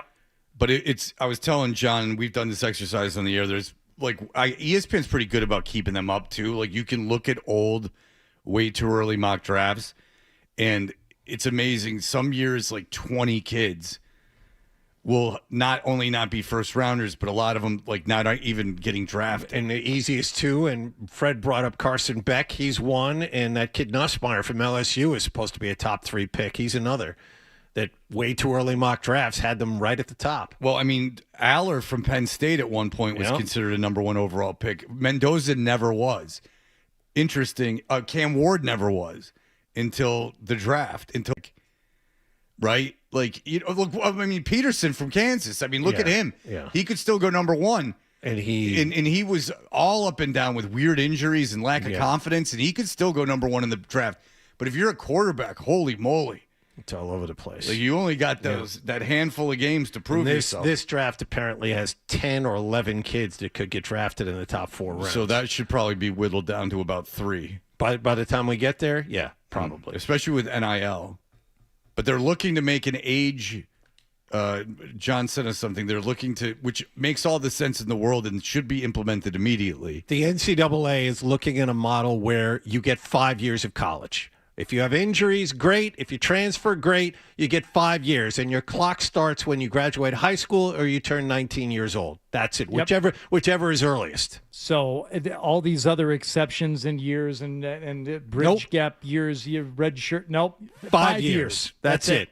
Yeah, Trinidad Chambly or whatever is. I think this is year 6 for him, and he's like got this magazine shoot that he just did about how brilliant he is for taking more money to play college football than he does would have gotten as a 2nd-round pick in the NFL for 2 years, and it's nonsense.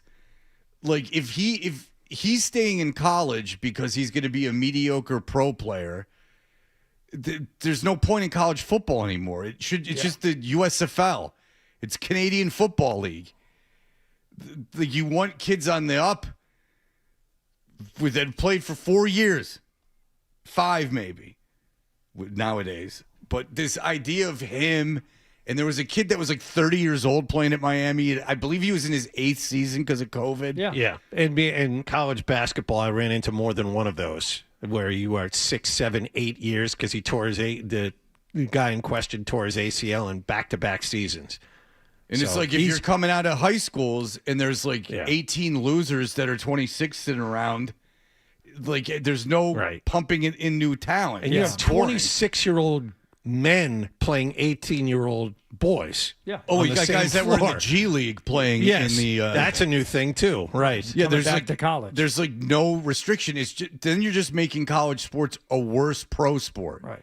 Which is we already have with... the revolution in that old ilk of soccer.